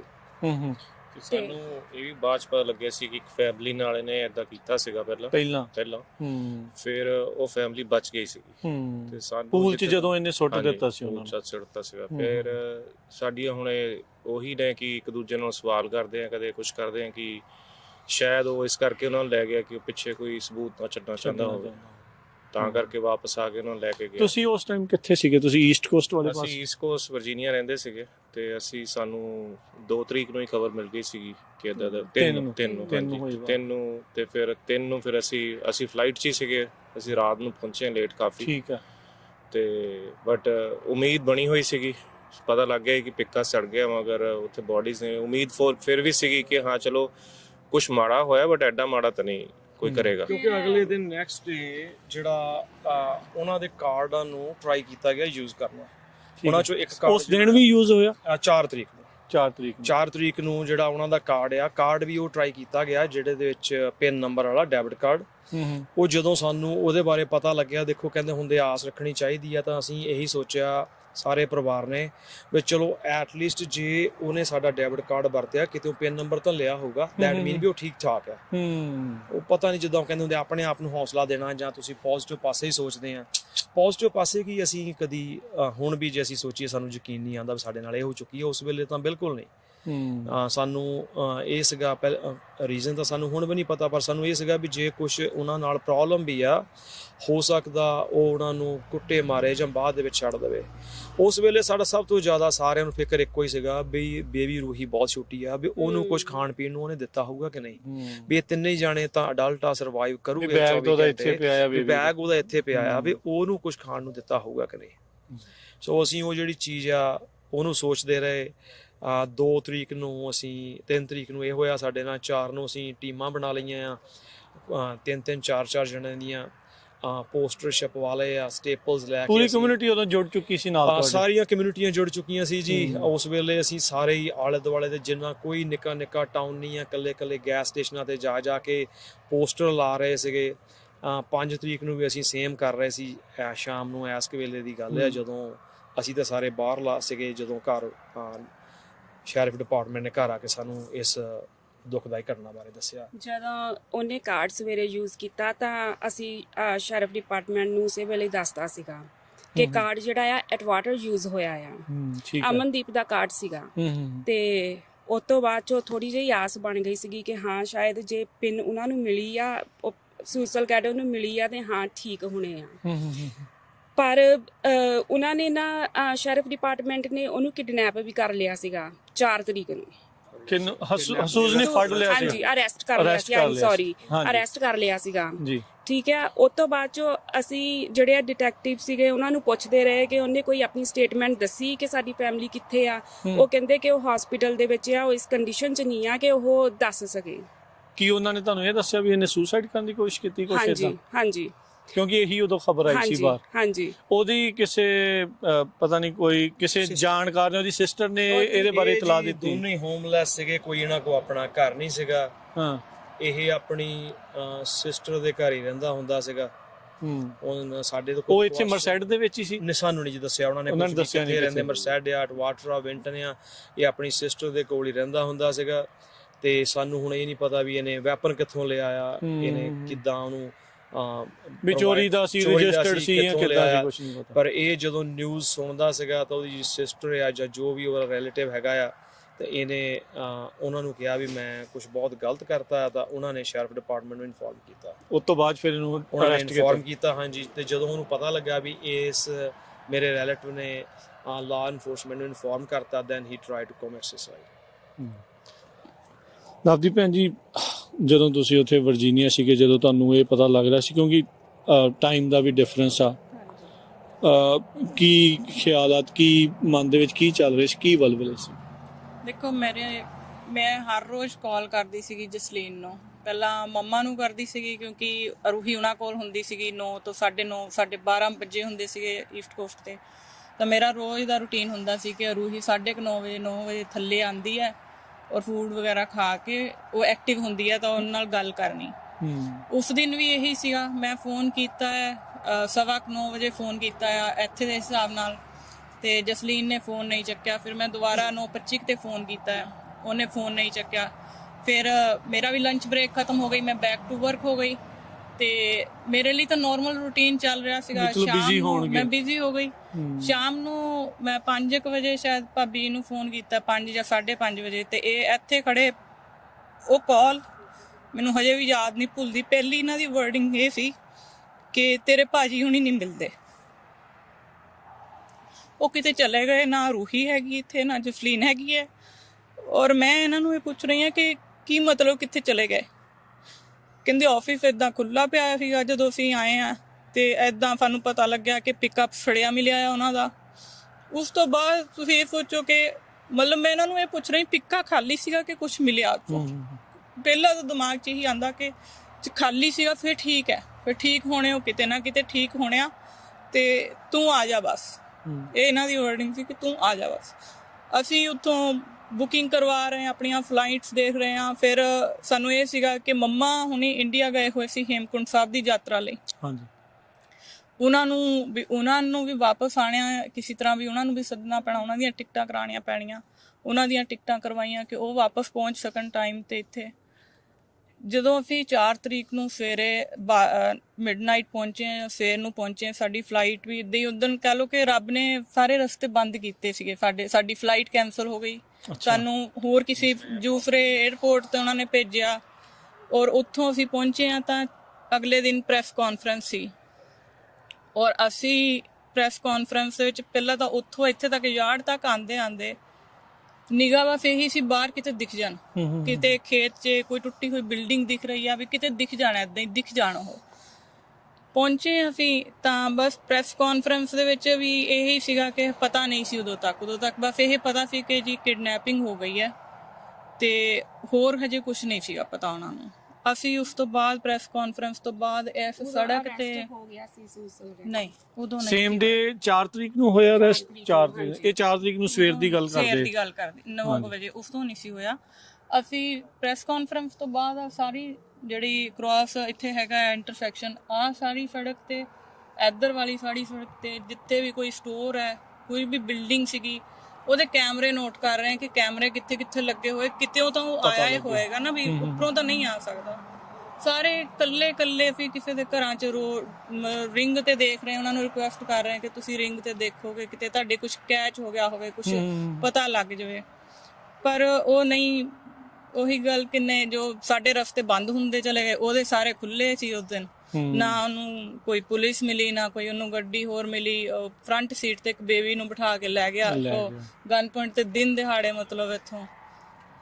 ਤੇ ਬਸ ਇਹ ਸੀ ਕਿ ਉਸ ਦਿਨ, ਉਸ ਤੋਂ ਅਗਲੇ ਦਿਨ ਵੀ 5 ਤਰੀਕ ਨੂੰ ਵੀ ਅੱਖਾਂ ਇਹੀ ਲੱਭ ਰਹੀਆਂ ਹੈ ਕਿ ਕਿਤੇ ਦਿਖ ਜਾਣ, ਕਿਉਂਕਿ ਉਸਨੇ ਤਾਂ ਕੁਛ ਨਹੀਂ, ਉਹ ਅਰੈਸਟ ਹੋ ਗਿਆ ਸੀਗਾ ਤਾਂ ਕਾਰਡ ਯੂਜ਼ ਕੀਤਾ ਭਾਜੀ ਦਾ, ਤਾਂ ਇਹੀ ਇੱਕ ਉਮੀਦ ਸੀ ਕਿ ਸ਼ਾਇਦ ਹਜੇ ਵੀ ਮਤਲਬ ਕਿਤੇ ਹੋਣਗੇ, ਕਿਤੇ ਦਿਖ ਜਾਣ, ਕਿਉਂਕਿ ਉਹ ਦੱਸ ਨਹੀਂ ਸੀ ਰਿਹਾ ਵੀ ਕਿੱਥੇ ਆ। ਅਗਲੇ ਦਿਨ ਵੀ ਅਸੀਂ ਇਹੀ ਕਰ ਰਹੇ ਹਾਂ, ਮੈਂ, ਬਲਵਿੰਦਰ, ਇਹਨਾਂ ਦੇ ਬ੍ਰਦਰ ਗੁਰਪ੍ਰੀਤ, ਅਸੀਂ ਤਿੰਨੋਂ ਜਣੇ ਗੱਡੀ ਲੈ ਕੇ ਸਵੇਰੇ ਹੀ ਨਿਕਲੇ ਹੋਏ ਸੀਗੇ, ਇਕੱਲੇ ਘਰ ਦੇ ਵਿੱਚ ਜਾ ਕੇ ਕਿ ਤੁਸੀਂ ਪਲੀਜ਼ ਦੇਖੋ, ਤੁਸੀਂ ਆਪਣੇ ਰਿਕੁਐਸਟ ਕਰ ਰਹੇ ਸੀਗੇ। ਤੇ ਅਸੀਂ ਇੱਥੇ ਇੱਕ ਬਿਜ਼ਨਸ ਹੈ, ਅਸੀਂ ਉਹਨਾਂ ਕੋਲ ਜਦੋਂ ਪਹੁੰਚੇ ਤਾਂ ਉਹਨਾਂ ਨੇ ਸਾਨੂੰ ਦੱਸਿਆ ਕਿ ਵੀ ਡਿਪਾਰਟਮੈਂਟ ਵਾਲੇ ਆਲਰੇਡੀ, ਪੁਲਿਸ ਡਿਪਾਰਟਮੈਂਟ ਵਾਲੇ ਆਲਰੇਡੀ ਅੰਦਰ ਹੈ, ਔਰ ਅਸੀਂ ਅੱਧਾ ਪੌਣਾ ਘੰਟਾ ਉੱਥੇ ਵੇਟ ਕੀਤੀ ਹੈ। ਤੇ ਉਹਨਾਂ ਨੇ ਸਾਨੂੰ ਦੱਸਿਆ ਕਿ ਉਹ ਲੈ ਗਏ ਹੋਏ ਆ, ਮਤਲਬ ਸਰਵਰਸ ਵਗੈਰਾ ਲੈ ਗਏ ਹੋਏ ਆ। ਆਈ ਥਿੰਕ ਦੇ ਫਾਊਂਡ ਸਮਥਿੰਗ ਔਨ। ਤਾਂ ਅਸੀਂ ਵਾਪਸ ਆ ਕੇ ਫਿਰ ਉਹਨਾਂ ਨੂੰ ਦੱਸਿਆ ਕਿ ਇੱਥੇ ਫੈਂਸ ਕੱਟੀ ਹੋਈ ਹੈ ਇਹ, ਵੀ ਇਹ ਹਜੇ ਤਾਂ 1 ਹਫ਼ਤਾ ਹੀ ਹੋਇਆ ਹੈ ਯਾਰਡ 'ਚ ਮੂਵ ਹੋਇਆ ਨੂੰ, ਵੀ ਇਹ ਨਵੀਂ ਇਹ ਫੈਂਸ ਪਹਿਲਾਂ ਨਹੀਂ ਸੀ ਕੱਟੀ ਹੋਈ 1 ਹਫ਼ਤਾ ਪਹਿਲਾਂ। ਉਸ ਤੋਂ ਬਾਅਦ ਫਿਰ ਉਹਨਾਂ ਨੇ ਆਈ ਥਿੰਕ ਉਸ ਵੀਡੀਓ ਦੇ ਵਿੱਚੋਂ ਦੇਖਿਆ ਕਿ ਉਹਨਾਂ ਨੇ ਹੀ ਦੋਨਾਂ ਨੇ ਫੈਂਸ ਕੱਟਣ ਦੀ ਕੋਸ਼ਿਸ਼ ਕੀਤੀ ਸੀ। ਉਹਨਾਂ ਨੇ ਕੱਟੀ ਸੀ। ਫਿਰ ਕਿਸ ਦਿਨ ਪਤਾ ਲੱਗਦਾ ਆ ਵੀ 5 ਤਰੀਕ ਨੂੰ ਸ਼ਾਮ ਨੂੰ Sorry. ਤਕਰੀਬਨ 5-5:30 ਵਜੇ ਸਾਰੇ ਜਣੇ ਉਹਨਾਂ ਨੂੰ ਲੱਭਣ ਗਏ ਹੋ ਸੀਗੇ। ਘਰ ਕੋਈ ਹੈ ਨਹੀਂ ਸੀਗੇ, ਸਿਰਫ ਜਿੱਦਾਂ ਮੰਮੀ ਹੁਣੀ, ਮਾਸੀ ਜੀ ਹੁਣੀ ਸਾਰੇ ਸੀਗੇ ਲੇਡੀਜ਼, ਤੇ ਮੈਂ ਤੇ ਸੁਖਦੀਪ ਭਾਜੀ ਦੀ ਵਾਈਫ ਸੀਗੇ। ਤੇ ਮੈਨੂੰ ਫੋਨ ਆਇਆ ਡਿਟੈਕਟਿਵ ਦਾ ਕਿ ਅਸੀਂ ਆਉਣਾ ਚਾਹੁੰਦੇ ਹਾਂ ਘਰ ਨੂੰ। ਠੀਕ ਹੈ। ਮੇਰੇ ਨਾ ਦਿਲ ਨੂੰ ਉਦੋਂ ਹੀ ਹੋਰ ਹੀ ਤਰ੍ਹਾਂ ਹੋਣ ਲੱਗ ਪਿਆ, ਤੇ ਮੈਂ ਭਾਬੀ ਨੂੰ ਕਿਹਾ ਵੀ ਭਾਬੀ ਅਸੀਂ ਬਾਹਰ ਜਾ ਕੇ ਬੈਠੀਏ, ਬਈ ਸ਼ਰੀਫ ਵਾਲੇ ਆਉਣ ਲੱਗੇ ਆ। ਤੇ ਭਾਬੀ ਕਹਿੰਦੇ ਚਲੋ ਅਸੀਂ ਬਾਹਰ ਬੈਠਦੇ ਹਾਂ। ਤੇ ਬਾਹਰ ਆ ਕੇ ਸਾਨੂੰ ਉਹਨਾਂ ਨੇ ਜਦੋਂ ਨਿਊਜ਼ ਦਿੱਤੀ ਕਿ ਉਹ ਸਾਰੇ ਡਿਸੀਜ਼ਡ ਫਾਊਂਡ ਹੋਏ ਆ ਔਰਚਰਡ ਦੇ ਵਿੱਚੋਂ, ਪਹਿਲਾਂ ਤਾਂ ਉਦੋਂ ਸਮਝ ਹੀ ਨਹੀਂ ਆਉਂਦੀ ਸੀਗੀ ਕਿ ਕੀ ਕਹਿਣ ਡਏ ਆ, ਵੀ ਇਹ ਕੁਝ ਰਿਐਲਿਟੀ ਦੱਸਦੇ ਪਏ ਆ ਕਿ ਇਹ ਉੱਦੇ ਸਾਨੂੰ ਕਹੀ ਜਾਂਦੇ ਆ ਕੇ। ਉਦੋਂ ਤੱਕ ਕੋਈ ਰਿਐਕਸ਼ਨ ਨਹੀਂ ਸੀ, ਨਾ ਮੈਨੂੰ ਕੁਝ ਰੋਣਾ ਆਇਆ। ਮੈਂ ਉਹਨੂੰ ਪੁੱਛੀ ਜਾਂਦੀ ਸੀਗੀ ਕਿ ਉਹ ਹੈਗੇ ਕਿੱਥੇ ਆ। ਹੌਲੀ ਹੌਲੀ ਫਿਰ ਭਾਜੀ ਹੁਣੀ ਆ ਗਏ, ਸਾਰੇ ਜਣੇ ਇਕੱਠੇ ਹੋ ਗਏ। ਉਹ ਜਿਹੜੀ ਮੂਵਮੈਂਟ ਸੀਗੀ ਨਾ, ਉਹ ਹਜੇ ਵੀ ਨਹੀਂ ਭੁੱਲਦੀ। ਫਿਰ ਉਹ ਤੋਂ ਨੈਕਸਟ ਡੇ ਜਿਹੜਾ 6 ਤਰੀਕ ਨੂੰ ਚੀਫ ਆਫ ਸ਼ੈਰਿਫ ਜਿਹੜੇ ਆਏ ਉਹ ਘਰ, ਤੇ ਉਹਨਾਂ ਨੇ ਸਾਨੂੰ ਥੋੜੀ ਜਿਹੀ ਡਿਟੇਲ ਦੱਸੀ ਕਿ ਉਹ ਔਰਚਰਡ ਦੇ ਵਿੱਚ ਫਾਊਂਡ ਹੋਏ ਆ। ਉਹਨਾਂ ਦੀਆਂ ਬੋਡੀਜ਼ ਜਿਹੜੀਆਂ ਆ, ਔਰ ਤੁਸੀਂ ਉਹਨਾਂ ਨੇ ਸਾਨੂੰ ਰਿਕੁਐਸਟ ਕੀ ਸੁਜੈਸ਼ਨ ਦਿੱਤੀ ਕਿ ਤੁਸੀਂ ਉਹ ਨਾ ਦੇਖਿਓ, ਕਿ ਉਹ ਦੇਖਣ ਦੇ ਹਾਲਾਤਾਂ ਦੇ ਵਿੱਚ ਨਹੀਂ ਗਏ। ਤੇ ਪਰ ਮਨ ਨਹੀਂ ਮੰਨਦਾ ਸੀਗਾ ਕਿ ਇੱਦਾਂ ਕਿੱਦਾਂ ਨਾ ਦੇਖੀਏ, ਚਾਹੇ ਉਹ ਚੰਗੇ ਹਾਲਾਤਾਂ 'ਚ ਆ, ਚਾਹੇ ਉਹ ਮਾੜੇ ਹਾਲਾਤਾਂ 'ਚ ਆ, ਹੈਗੇ ਤਾਂ ਉਹ ਆਪਣੇ ਹੀ ਆ। ਰਾਜਕਰਨ ਵੀਰੇ ਪਹਿਲੀ ਇਹ ਫਸਟ ਟਾਈਮ ਇਹ ਗੱਲ ਕਰ ਰਹੀ ਆ ਮੀਡੀਆ ਦੇ ਉੱਪਰ ਇਸ ਟੌਪਿਕ ਦੇ ਉੱਪਰ। ਦੇਖੋ ਇਹ ਸਮਾਂ ਜਿਹੜਾ ਸਾਡੇ ਤੇ ਆਇਆ, ਅਸੀਂ ਕੁਝ ਕੇਸ ਦੀ ਸੈਂਸਿਟੀਵਿਟੀ ਕਰਕੇ ਜਾਂ ਕਿੱਦਾਂ ਸਾਰੀਆਂ ਗੱਲਾਂ ਅਜੇ ਅਸੀਂ ਵੀ ਡੀਏ ਦੀ ਹਦਾਇਤ ਨਾਲ ਗੱਲਾਂ ਕਰਦੇ ਹਾਂ। ਦੇਖੋ ਪਰਿਵਾਰ ਦਾ ਇੱਕ ਬੰਦਾ ਖੋਣਾ, ਪਹਿਲਾਂ ਵੀ ਬਹੁਤ ਵਾਰੀ ਗੱਲ ਕਹੀ ਆ ਵੀ ਤੁਹਾਡੀ ਦੁਨੀਆ ਅਪਸਾਈਡ ਡਾਊਨ ਹੋ ਜਾਂਦੀ ਆ। ਸਾਡੇ ਪਰਿਵਾਰ ਦੇ 4 ਜੀ ਚਲ ਗਏ, 4 ਜੀ ਵੀ ਉਸ ਹਾਲਤ ਵਿੱਚ ਗਏ ਵੀ ਸਾਨੂੰ ਅਜੇ ਤੱਕ ਇਹ ਨਹੀਂ ਪਤਾ ਉਹਨਾਂ ਦਾ ਰੀਜ਼ਨ ਆਫ ਡੈਥ ਕੀ ਹੈ ਜੀ। ਆਟੋਪਸੀ ਦੀ ਸਾਡੇ ਕੋਲ ਰਿਪੋਰਟ ਨਹੀਂ ਹੈ। ਸਾਨੂੰ ਸੁਜੈਸ਼ਨ ਉਹਨਾਂ ਨੇ ਕੀਤਾ ਵੀ ਉਹਨਾਂ ਦੀਆਂ ਜਿਹੜੀਆਂ ਬੋਡੀਜ਼, ਓਬਵੀਅਸਲੀ ਦੇਖੋ 3 ਤਰੀਕ ਨੂੰ ਸਵੇਰੇ 9:30-10 ਵਜੇ ਉਹਨਾਂ ਨੂੰ ਖਤਮ ਕਰ ਦਿੱਤਾ ਜਾਂਦਾ, ਤੇ ਸ਼ਾਮ ਨੂੰ 5 ਵਜੇ ਤੱਕ ਸਾਨੂੰ ਪਤਾ ਲੱਗਦਾ ਆ ਬੋਡੀਜ਼ ਬਾਹਰ ਪਈਆਂ ਰਹਿਣੀਆਂ, ਡੀਹਾਈਡਰੇਸ਼ਨ ਪਲੱਸ ਐਕਸਟਰਾ ਬਲੀਡਿੰਗ ਹੋਣੀ। ਸਾਨੂੰ ਈਵਨ ਮੌਤ ਦੇ ਵਿੱਚ ਵੀ ਹਾਈਲੀ ਰਿਕਮੈਂਡ ਕੀਤਾ ਗਿਆ ਸੀ ਵੀ ਤੁਸੀਂ ਨਹੀਂ ਦੇਖ ਸਕਦੇ, ਤੁਸੀਂ ਨਹੀਂ ਦੇਖਿਆ। ਉਹਨਾਂ ਨੇ ਦੇਖ ਸਕਦੇ, ਸਾਨੂੰ ਪੁੱਛਿਆ ਨਹੀਂ, ਸਾਨੂੰ ਦੱਸਿਆ ਸੀ ਨਾ ਦੇਖੋ। ਜਦੋਂ ਅਸੀਂ ਕੁਝ ਪਰਸਨ ਸੀ ਫੈਮਿਲੀ ਦੇ ਮੈਂਬਰ, ਜਿੱਦਾਂ ਸਾਡੇ ਕੁਝ ਮੇਰੇ ਕਜ਼ਨ ਲਾ ਇਨਫੋਰਸਮੈਂਟ ਵਿੱਚ ਆ, ਕੁਝ ਡਾਕਟਰਸ ਆ, ਠੀਕ ਹੈ, ਉਹਨਾਂ ਦਾ ਰੋਜ਼ ਬਾਹ ਪੈਂਦਾ ਆ। ਈਵਨ ਉਹ ਵੀ ਸਾਨੂੰ ਕਹਿੰਦੇ ਸੀਗੇ ਬਈ ਤੁਸੀਂ ਉਹਨਾਂ ਦਾ ਇੱਕ ਹੱਸਦਾ ਮੂੰਹ ਜਿਹੜਾ ਦੇਖਿਆ ਉਹ ਯਾਦ ਰੱਖੋ, ਤੁਸੀਂ ਨਾ ਦੇਖੋ। ਕੁਝ ਆਪਣਾ ਹਰੇਕ ਬੰਦੇ ਦਾ ਇੱਕ ਕਹਿ ਸਕਦੇ ਵੀ ਜੀਣ ਦਾ ਇੱਕ ਤਰੀਕਾ ਹੁੰਦਾ। ਜਿੱਦਾਂ ਹੁਣ ਮੈਨੂੰ, ਮੈਂ ਪਰਿਵਾਰ 'ਚ ਵੱਡਾ ਸੀ, ਇਹ ਵਾਈਫ ਸੀ ਅਮਨਦੀਪ ਦੀ ਸਿਸਟਰ ਆ, ਪ੍ਰਾਹੁਣਾ ਆ ਸਾਡਾ, ਮੇਰੇ 1-2 ਕਜ਼ਨ ਹੋਰ ਸੀ, ਜਿੱਦਾਂ ਇਹਦਾ ਜਸਪ੍ਰੀਤ ਦਾ ਬ੍ਰਦਰ ਉੱਥੋਂ ਆਇਆ, ਬਹੁਤ ਕਲੋਜ਼ ਸੀ ਉਹਨਾਂ ਦੇ। ਅਸੀਂ 5-6 ਜਣਿਆਂ ਨੇ ਅਸੀਂ ਡਿਸਾਈਡ ਕੀਤਾ ਵੀ ਨਹੀਂ ਅਸੀਂ ਦੇਖਣਾ ਹੀ। ਮੋਰਗ ਨੇ ਸਾਨੂੰ ਤਾਂ ਇਹ ਗੱਲ ਕਹੀ ਸੀ ਜੇ ਤੁਸੀਂ ਦੇਖਣਾ ਹੈ ਤਾਂ ਅਸੀਂ ਆਪਣੇ ਵਕੀਲ ਨੂੰ ਫੋਨ ਕਰਾਂਗੇ, ਤੁਹਾਨੂੰ ਸਾਈਨ ਕਰਨੇ ਪੈਣੇ ਆ। ਬਿਕਾਜ਼ ਉਹ ਕਹਿੰਦੇ ਬਹੁਤ ਬੰਦੇ ਇੱਦਾਂ ਆ, ਜਦੋਂ ਇੱਦਾਂ ਤੁਸੀਂ ਸਰੀਰ ਨੂੰ ਦੇਖਦੇ ਆ ਤਾਂ ਤੁਸੀਂ ਆਪ ਬਿਮਾਰ ਹੋ ਜਾਂਦੇ ਆ, ਦੈਨ ਤੁਸੀਂ ਸੌਂ ਨਹੀਂ ਸਕਦੇ। ਉਹ ਸਮਾਂ ਦੇਖੋ ਜੀ, ਸਾਨੂੰ ਹੀ ਪਤਾ ਆ ਅਸੀਂ ਉਹ ਸਮਾਂ ਕਿੱਦਾਂ ਕੱਢਿਆ। ਜਿੱਦਾਂ ਜਿਹਨੂੰ ਇਹ ਖਬਰ ਜਿੱਦਾਂ ਮਿਲੀ ਆ, ਉਹਦਾ ਇੱਕ ਆਪਣਾ ਹੀ ਸ਼ੌਕ ਦਾ ਜਾਂ ਇੱਕ ਸਦਮੇ 'ਚ ਜਾਣ ਦਾ ਇੱਕ ਵੇ ਸੀਗਾ। ਜਦੋਂ ਨਵਦੀਪ ਨੂੰ ਪਤਾ ਲੱਗਿਆ ਹੋਣਾ ਇਹਦਾ ਵੱਖਰਾ ਹੋਣਾ ਆ, ਬਲਵਿੰਦਰ ਦਾ ਵੱਖਰਾ ਹੋਣਾ ਆ, ਅਸੀਂ ਗਸਟੀਨ ਸਾਈਨ ਪੋਸਟਰ ਲਾਉਂਦੇ ਸੀਗੇ ਜਦੋਂ ਵਾਪਸ ਤੁਰੇ। ਦੇਖੋ ਤੁਰੇ ਜਾਂਦੇ ਜਿੱਦਾਂ ਨਵਦੀਪ ਦੱਸਦੀ, ਅਸੀਂ ਤਾਂ ਕੋਈ ਬਿਲਡਿੰਗ ਦੇਖਦੇ ਸੀ ਵੱਖਰੀ ਜੀ ਕੱਲੀ ਆ, ਤਾਂ ਉੱਥੇ ਆਵਾਜ਼ਾਂ ਮਾਰਨ ਲੱਗ ਜਾਂਦੇ ਸੀ ਵੀ ਖਰੇ ਇੱਥੇ ਬਣ ਕੇ ਰੱਖਿਆ ਹੋਣਾ ਉਹਨੂੰ ਜਾਂ ਕਿੱਦਾਂ, ਜਦੋਂ ਆਸ ਹੁੰਦੀ ਆ। ਜਦੋਂ ਵਾਪਸ ਤੁਰੇ ਆ ਜੀ, ਸਾਨੂੰ ਮੇਰੀ ਵਾਈਫ ਦਾ ਫੋਨ ਆਇਆ, ਤਾਂ ਉਹਦੇ ਜਿਹੜੇ ਵਰਡ ਸੀਗੇ ਮੇਰੇ ਕੰਨਾਂ 'ਚ ਅੱਜ ਵੀ ਗੂੰਜਦੇ ਆ ਅਮਨ ਹੁਣੀ ਨਹੀਂ ਰਹੇ। ਮੈਂ ਦੁਬਾਰਾ ਪੁੱਛਿਆ, ਮੈਂ ਕਿਹਾ ਵਾਹ, ਕਹਿੰਦੀ ਅਮਨ ਹੁਣੀ ਨਹੀਂ ਰਹੇ। ਮੈਂ ਕਿਹਾ ਵਾਟ ਯੂ ਮੀਨ ਹੁਣੀ? ਕਹਿੰਦੀ ਸਾਰੇ ਹੀ ਹੈ ਨਹੀਂ ਗਏ। ਜਦੋਂ ਉਹਨੇ ਸਾਰੇ ਹੀ ਹੈ ਨਹੀਂ ਗਏ, ਦੇਖੋ ਜੀ ਮੈਂ ਗੱਡੀ ਚਲਾਉਂਦਾ ਸੀਗਾ, ਮੇਰੇ ਨਾਲ 3-4 ਜਣੇ ਮੇਰੇ ਕਜ਼ਨ ਹੋਰ ਸੀਗੇ, ਪਰ ਮੈਨੂੰ ਨਹੀਂ ਪਤਾ ਵੀ ਮੈਂ ਉਦੋਂ ਕਦੋਂ ਇੱਕ ਟਾਈਪ ਦਾ ਮੈਂ ਕੋਮਾ 'ਚ ਚਲ ਗਿਆ। ਮੈਂ ਘਰ ਆਇਆ, ਘਰ ਆ ਕੇ ਮੈਂ ਸਾਰਾ ਪਰਿਵਾਰ ਜਿਹੜਾ ਆ ਉਹ ਬਾਹਰ, ਸਾਡੇ ਮੇਰੇ ਘਰ ਦੇ ਬਾਹਰ ਹੀ ਸਾਰੇ ਖੜੇ ਰੋਂਦੇ ਸੀ। ਇਹ ਜਿੱਦਾਂ ਨਮ ਹੋ ਗਈ ਸੀ, ਇਹਨੂੰ ਪਤਾ ਹੀ ਨਹੀਂ ਕੁਛ ਲੱਗਦਾ ਸੀ। ਇਹ ਮੈਨੂੰ ਬਾਰ-ਬਾਰ ਪੁੱਛੀ ਜਾਂਦੀ ਸੀ, ਕਿਉਂਕਿ ਇਹ ਦੇਖੋ ਜੀ ਮੈਨੂੰ ਪਹਿਲੇ ਦਿਨ ਤੋਂ ਮੈਨੂੰ ਕੋਈ ਕੁਐਸਚਨ ਪੁੱਛਦੀ ਸੀ, ਭਾਜੀ ਉਹ ਮਿਲ ਤਾਂ ਜਾਊਗੇ? ਮੈਨੂੰ ਇਹੀ ਕਹਿੰਦਾ ਸੀ, ਮੈਂ ਕੋਈ ਗੱਲ ਨਹੀਂ, ਫਿਕਰ ਨਾ ਕਰ, ਲਾਪਣ।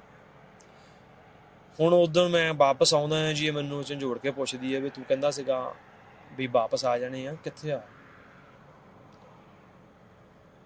ਮੈਂ ਤਾਂ ਜੀ ਇੱਕ ਪੱਥਰ ਦਾ ਬੁੱਤ ਬਣ ਕੇ ਉੱਥੇ ਥੱਲੇ ਬੈਠ ਗਿਆ। ਮੈਨੂੰ ਸਾਨੂੰ ਇਹੀ ਨਹੀਂ ਪਤਾ ਲੱਗਿਆ ਰਾਜਕਰਨਵੀਰ ਸਾਡੇ ਨਾਲ ਹੋ ਕੀ ਗਿਆ।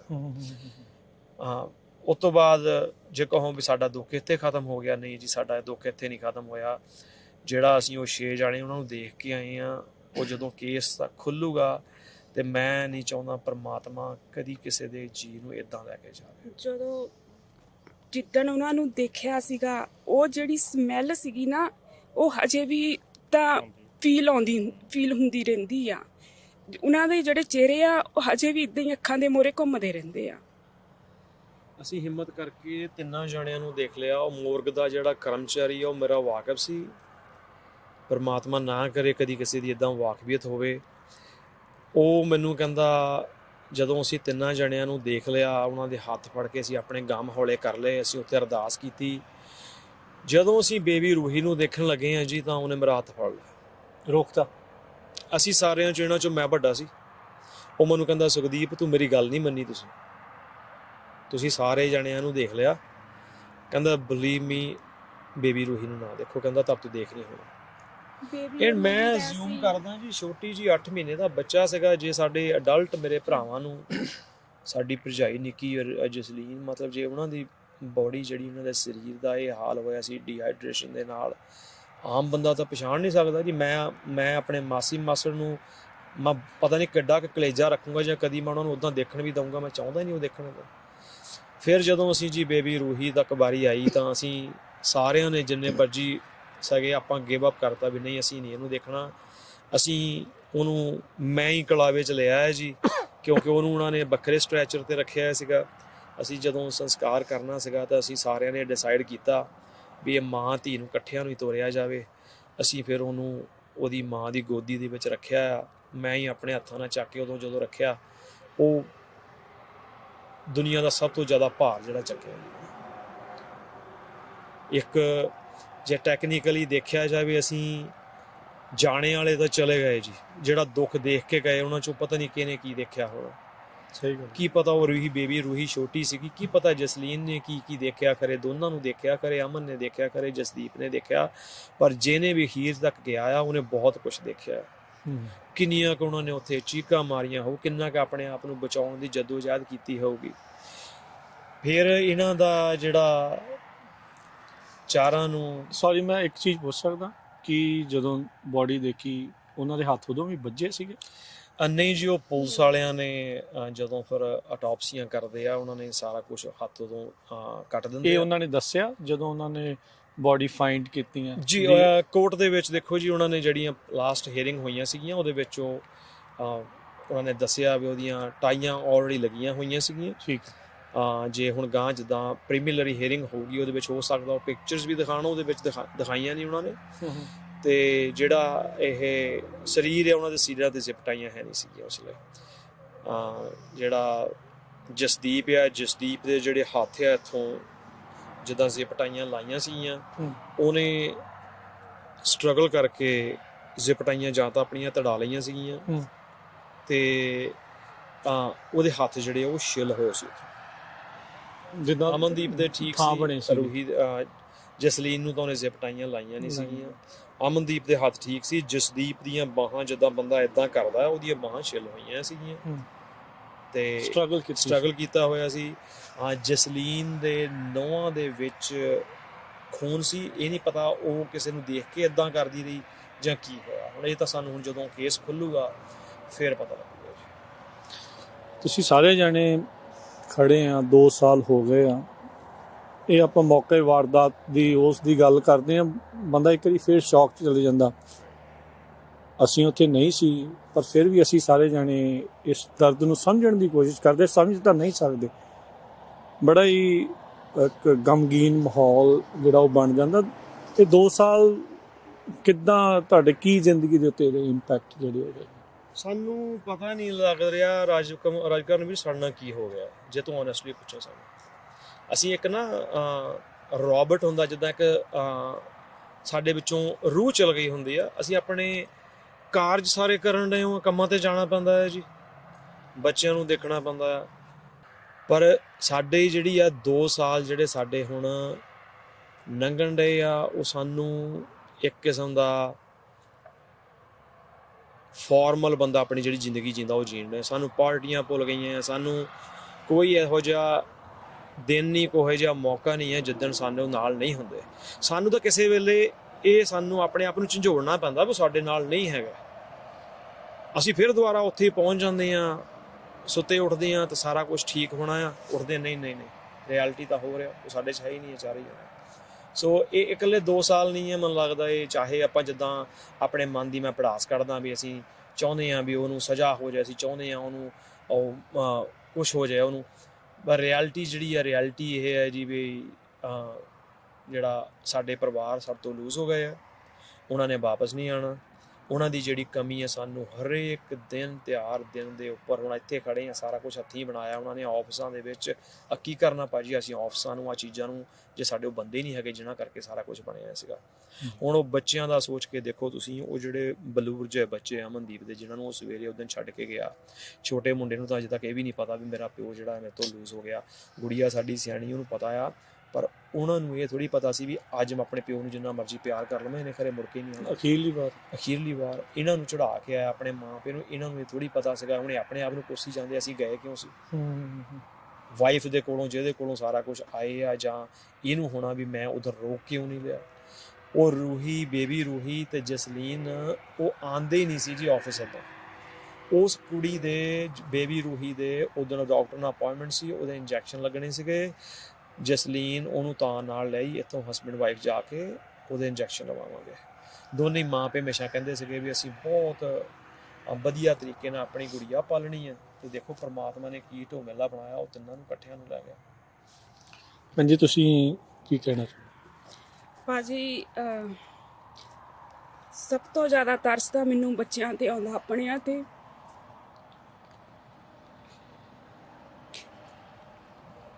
ਕੋਈ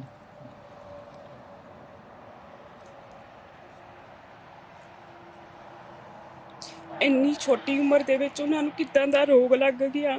ਇਹ ਵੀ ਤਾਂ ਇੱਕ ਰੋਗ ਹੀ ਹੁੰਦਾ ਕਿ ਸਾਰੀ ਉਮਰ ਉਹਨਾਂ ਨੇ ਆ ਸੱਚਾਈ ਨੂੰ ਆਪਣੇ ਨਾਲ ਲੈ ਕੇ ਚੱਲਣਾ ਆ।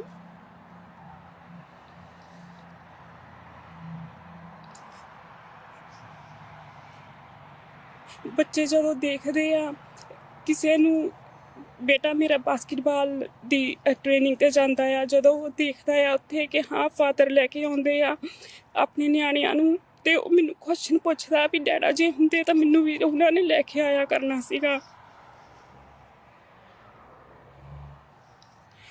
ਬੇਟੀ ਥੋੜੀ ਸਿਆਣੀ ਆ ਮੇਰੀ, ਪਰ ਉਹ ਜਿੱਦਾਂ ਉਹਨੂੰ ਪਤਾ ਆ ਸਾਰਾ ਕੁਛ, ਤੇ ਰੋਣ ਲੱਗ ਜਾਂਦੀ ਆ ਕਈ ਵਾਰ। ਕਹਿੰਦੀ ਕਿ ਮੈਂ ਵਿਸ਼ ਕਰਦੀ ਆ ਕਿ ਮੇਰੇ ਡੈਡਾ ਵਾਪਸ ਆ ਜਾਣ, ਸਾਰੇ ਜਣੇ ਵਾਪਸ ਆ ਜਾਣ ਤੇ ਅਸੀਂ ਜਿਹੜਾ ਆ ਲਿਵ ਟੂਗੈਦਰ ਕਰੀਏ, ਪਰ ਉਹ ਤਾਂ ਹੋ ਨਹੀਂ ਸਕਦਾ ਹੁਣ।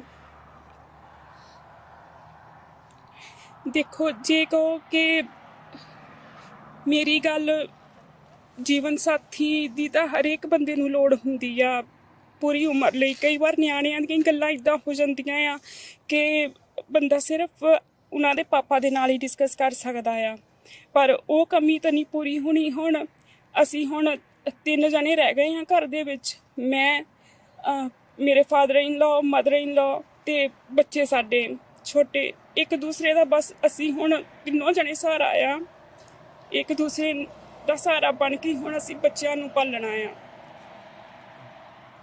ਤੁਸੀਂ ਦੇਖੋ ਬੜਾ ਮੁਸ਼ਕਿਲ ਹੈ ਦੱਸਣਾ ਹੈ, ਬਟ ਅਸੀਂ ਦੇਖਿਆ ਸਾਰਿਆਂ ਦਾ ਟ੍ਰਾਂਜੀਸ਼ਨ ਆ ਕੇ ਇੱਥੇ ਸਾਰਿਆਂ ਦੀਆਂ ਥੈਰੇਪੀਜ਼ ਹੋਈਆਂ ਇੰਕਲੂਡਿੰਗ ਬੱਚਿਆਂ ਦੀਆਂ ਵੀ।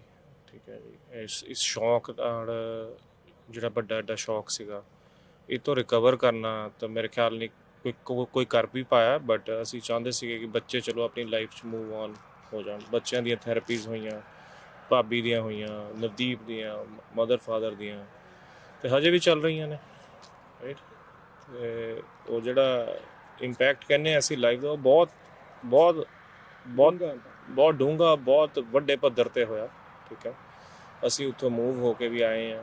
ਠੀਕ ਹੈ, ਅਸੀਂ ਹੁਣ ਨਾਲ ਹੀ ਰਵਾਂਗੇ, ਅਤੇ ਬੱਚਿਆਂ ਦੇ ਸਕੂਲ ਸਾਰਾ ਕੁਛ ਅਸੀਂ ਵੀ ਚੇਂਜ ਕਰਾਇਆ। ਉਸ ਤੋਂ ਬਾਅਦ ਉਹ ਇਹਨਾਂ ਨੂੰ ਵੀ ਉੱਥੋਂ ਮੂਵ ਕਰਵਾਇਆ ਕਿਉਂਕਿ ਸੇਫ ਨਹੀਂ ਸੀਗਾ, ਅਤੇ ਰੀਲੋਕੇਟ ਕਰਕੇ ਸਾਰੀ ਫੈਮਿਲੀ ਨੂੰ ਦੁਬਾਰਾ ਸੇਫ ਜਗ੍ਹਾ 'ਤੇ ਇਕੱਠਾ ਕੀਤਾ। ਅਤੇ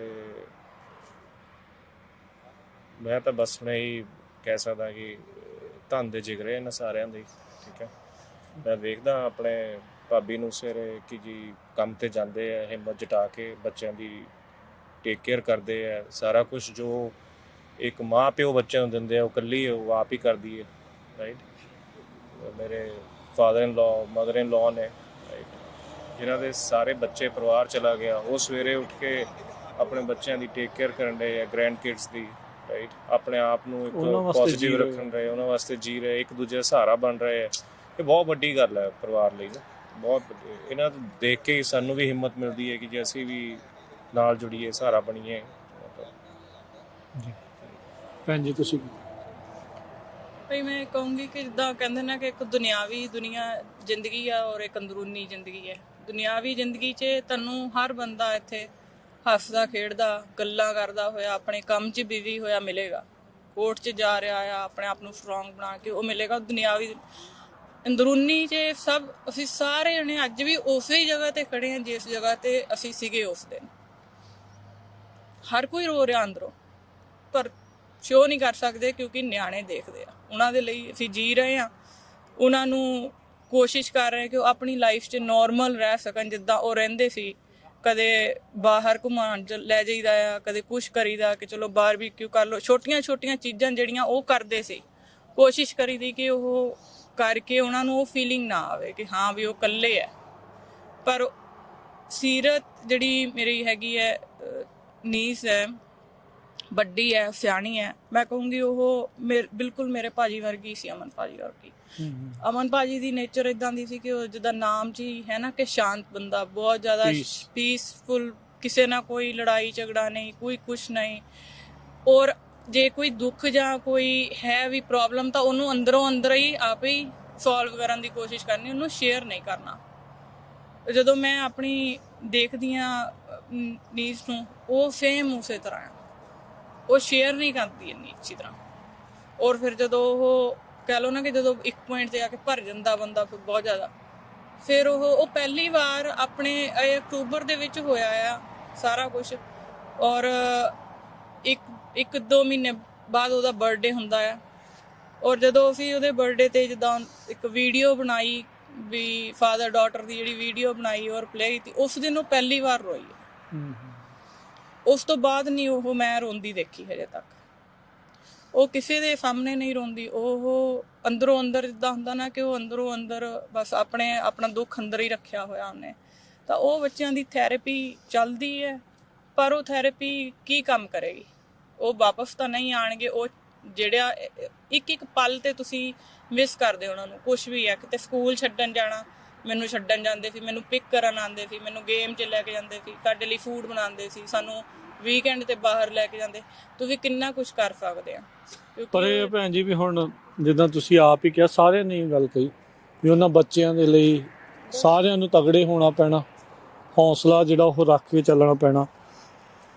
ਭੈਣ ਜੀ ਮੈਨੂੰ ਥੋੜ੍ਹਾ ਜਿਹਾ ਹੁਣ ਦੱਸ ਦਿਓ ਵੀ ਮੌਜੂਦਾ ਤੌਰ ਦੇ ਉੱਤੇ ਕੇਸ ਦੀ ਕੀ ਸਿਚੁਏਸ਼ਨ ਕੀ ਆ। ਅਲਬਰਟੋ ਸਲਗਾਡੋ ਨੂੰ ਜਦੋਂ ਸਜ਼ਾ ਹੋਈ ਸੀਗੀ, ਅਸੀਂ ਵੀ ਉਸ ਦਿਨ ਉੱਥੇ ਸੀਗੇ ਵੀ ਐਡੇ ਵੱਡੇ ਕ੍ਰਾਈਮ ਦਾ ਉਹ ਭਾਈਵਾਲ ਆ। ਮੈਂ ਅੱਜ 2-3 ਸਾਲ ਦੀ ਸਜ਼ਾ, ਤੇ ਸੁਣਨ 'ਚ ਇਹ ਆ ਰਿਹਾ ਵੀ ਆਲਰੇਡੀ ਬਾਹਰ ਵੀ ਆ ਗਿਆ। ਹਾਂਜੀ, ਭਾਜੀ ਨੂੰ ਈਮੇਲ ਆਈ ਸੀਗੀ ਉਹਨਾਂ ਕਿ ਦਾ ਉਹ- ਰਾਜਕਰਨ ਵੀਰੇ ਜਦੋਂ ਇਦਾਂ ਤੁਸੀਂ ਵਿਕਟਮ ਫੈਮਿਲੀ ਅਸੀਂ ਹੈਗੇ ਆ ਤੇ ਜਦੋਂ ਕਿਸੇ ਨੇ ਵੀ ਇਦਾਂ ਪੇਰੋਲ ਤੇ ਜਾਂ ਸਜ਼ਾ ਖਤਮ ਹੋਣੀ ਹੁੰਦੀ ਅਸੀਂ ਉੱਤੇ ਰਿਕੁਐਸਟ ਕੀਤੀ ਸੀ ਸਾਨੂੰ ਪਤਾ ਲੱਗ ਜਾਏ।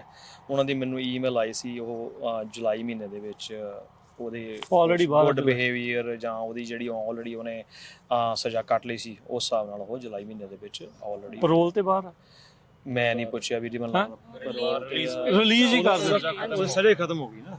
ਇਹ ਤਾਂ ਕੈਲੀਫੋਰਨੀਆ ਦੀ ਬਦਕਿਸਮਤੀ ਆ ਵੀ ਜਿਹੜੇ ਲੋਕੀ ਏਡਾ ਵੱਡਾ ਕ੍ਰਾਈਮ ਕਰਦੇ ਆ ਤਾਂ ਉਹਨੂੰ ਵੀ ਉਹ ਕ੍ਰਿਮੀਨਲ ਬਾਹਰ ਘੁੰਮ ਰਿਹਾ ਬਾਹਰ ਘੁੰਮ ਰਿਹਾ ਜੀ, ਆਮ ਖੁੱਲੀਆਂ ਸੜਕਾਂ ਤੇ ਦੁਬਾਰਾ ਕ੍ਰਾਈਮ ਕਰਨ ਲਈ ਤਿਆਰ ਆ।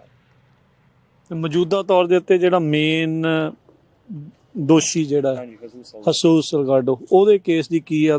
ਤੁਸੀਂ ਆਪਾਂ ਆਫ ਏਅਰ ਵੀ ਤੁਸੀਂ ਦੱਸ ਰਹੇ ਸੀ ਆਫ ਦਾ ਰੈਕੋਰਡ ਵੀ ਉਹ ਚੰਗਾ ਪਰੇਸ਼ਾਨ ਹੋ ਰਹੇ ਆ ਵੀ ਕੋਈ ਗੱਲ ਨਹੀਂ ਅੱਗੇ ਤੁਰ ਰਹੀ। ਫਰਸਟ੍ਰੇਸ਼ਨ ਵੀ ਆ, ਡਿਸਅਪਾਇੰਟਡ ਵੀ ਹੈਗੇ ਆ ਕਿਉਂਕਿ ਜਿਹੜਾ ਇਹ ਕੇਸ ਇਸ ਵੇਲੇ ਪ੍ਰੀਮੀਲਰੀ ਹੀਅਰਿੰਗ ਤੇ ਪਹੁੰਚ ਗਿਆ। ਪ੍ਰੀਮੀਲਰੀ ਹੀਅਰਿੰਗ ਜਿਹੜੀ ਆ ਉਹ ਪਿਛਲੇ 6 ਮਹੀਨਿਆਂ ਤੋਂ ਪੋਸਟਪੋਨ ਹੋਈ ਜਾ ਰਹੀ ਆ। ਉਹਦਾ ਜਿਹੜਾ ਕਾਰਨ ਆ ਉਹ ਡਿਫੈਂਸ ਲਾਇਰ ਜਿਹੜਾ ਹੈਗਾ, ਜਿਹੜੀ ਡਿਫੈਂਸ ਆ ਉਹਨੂੰ ਕੋਰਟ ਨੇ ਪੇ ਕਰਨਾ ਹੁੰਦਾ ਆ।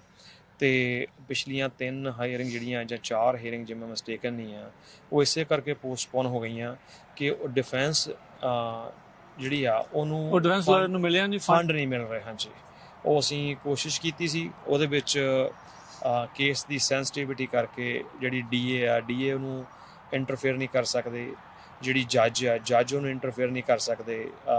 ਇੱਕ ਡਿਫਰੈਂਟ ਡਿਪਾਰਟਮੈਂਟ ਹੁੰਦਾ ਆ ਐਡਮਿਨਿਸਟ੍ਰੇਸ਼ਨ ਦਾ, ਜਿਹਨੇ ਡਿਫੈਂਸ ਲਾਇਰ ਨੂੰ ਦੇਖ ਕੇ ਵੀ ਉਹ ਕਿੰਨੇ ਪੈਸੇ ਮੰਗਦੇ ਆ, ਉਹ ਜਾਇਜ਼ ਆ ਨਹੀਂ ਜਾਇਜ਼ ਉਹਨੂੰ ਦੇਣੇ ਹੁੰਦੇ ਆ। ਪਰ ਉਹਦੇ ਵਿੱਚ ਉਹ ਅਸੀਂ ਕੋਸ਼ਿਸ਼ ਕੀਤੀ ਸੀ ਐਜ਼ ਅ ਵਿਕਟਮ ਫੈਮਿਲੀ ਵੀ ਅਸੀਂ ਜਾ ਕੇ ਜੇ ਰਿਕੁਐਸਟ ਕਰ ਸਕਦੇ ਹਾਂ ਜਾਂ ਪਤਾ ਕਰੀਏ ਵੀ ਇਹਨੂੰ ਕਿਉਂ ਨਹੀਂ ਫੰਡ ਮਿਲ ਰਹੇ, ਤਾਂ ਉਹਦੇ ਵਿੱਚ ਸਾਨੂੰ ਕੋਈ ਹੱਥ ਪੱਲਾ ਨਹੀਂ ਅਜੇ ਤੱਕ ਕਿਸੇ ਨੇ ਫੜਾਇਆ।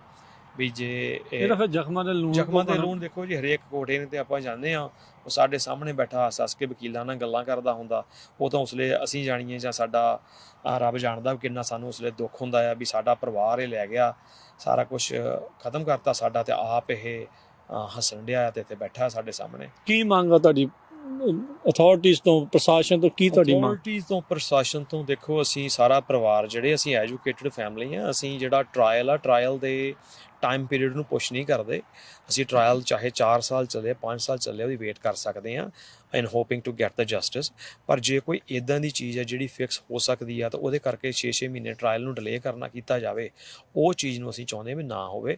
ਹੁਣ 14 ਤਰੀਕ ਨੂੰ ਦੁਬਾਰਾ ਹੀਅਰਿੰਗ ਹੈਗੀ ਆ ਇਸ ਮਹੀਨੇ ਦੀ ਨੂੰ, ਜੇ ਉਸ 14 ਤਰੀਕ ਨੂੰ ਵੀ ਉਸ ਡਿਫੈਂਸ ਡਿਪਾਰਟਮੈਂਟ ਨੂੰ ਜੇ ਫੰਡ ਰੇਜ਼ਿੰਗ ਨਹੀਂ ਹੁੰਦੀ ਤਾਂ ਅਸੀਂ ਜ਼ਰੂਰ ਕੋਸ਼ਿਸ਼ ਕਰਾਂਗੇ ਕੋਰਟ ਦੇ ਜਿਹੜਾ ਵੀ ਸਿਸਟਮ ਹੈਗਾ ਉਹਨੂੰ ਸਾਰੀ ਫੈਮਿਲੀ ਜਾਂ ਜਾ ਕੇ ਅਪਰੋਚ ਕੀਤਾ ਜਾਵੇ ਜਾਂ ਕਾਰਨ ਪੁੱਛਿਆ ਜਾਵੇ ਵੀ ਕਿਉਂ ਸਾਡਾ ਜਿਹੜਾ ਕੇਸ ਹੈ ਵਾਰ-ਵਾਰ ਡਿਲੇ ਹੋ ਰਿਹਾ, ਸਿਰਫ ਇਸੇ ਰੀਜ਼ਨ ਕਰਕੇ ਬਈ ਉਹਨੂੰ ਫੰਡ ਨਹੀਂ ਦਿੱਤੇ ਜਾ ਰਹੇ। ਇਹ ਜਿਹੜਾ ਸਲਗਾਡੋ ਦਾ ਵਕੀਲ ਆ ਇਹ ਪਬਲਿਕ ਅਪਾਇੰਟਡ ਅਟਾਰਨੀ ਆ ਜਾਂ ਉਹਨੇ ਆਪ ਹਾਇਰ ਕੀਤਾ ਹੈ? ਨਹੀਂ ਜੀ, ਉਹਨੇ ਕਹਿਤਾ ਸੀ ਮੇਰੇ ਕੋਲ ਪੈਸੇ ਨਹੀਂ ਹੈਗੇ, ਇਹ ਸੋ ਆਪਣੇ ਟੈਕਸ ਦੇ ਉੱਤੇ ਤੁਹਾਡੇ ਸਾਰਿਆਂ ਦੇ ਟੈਕਸ ਦੇ ਉੱਤੇ ਦੇਖੋ ਸਾਡੇ, ਮੈਂ ਜਿੱਦਾਂ ਪਹਿਲਾਂ ਹੀ ਕਿਹਾ ਵੀ ਇਹ ਹਸੂਸ ਸਲਦਾਗੋ ਵੀ ਕਿੱਡੀ ਸਾਡੇ ਲਈ ਮੰਦਭਾਗੀ ਗੱਲ ਆ।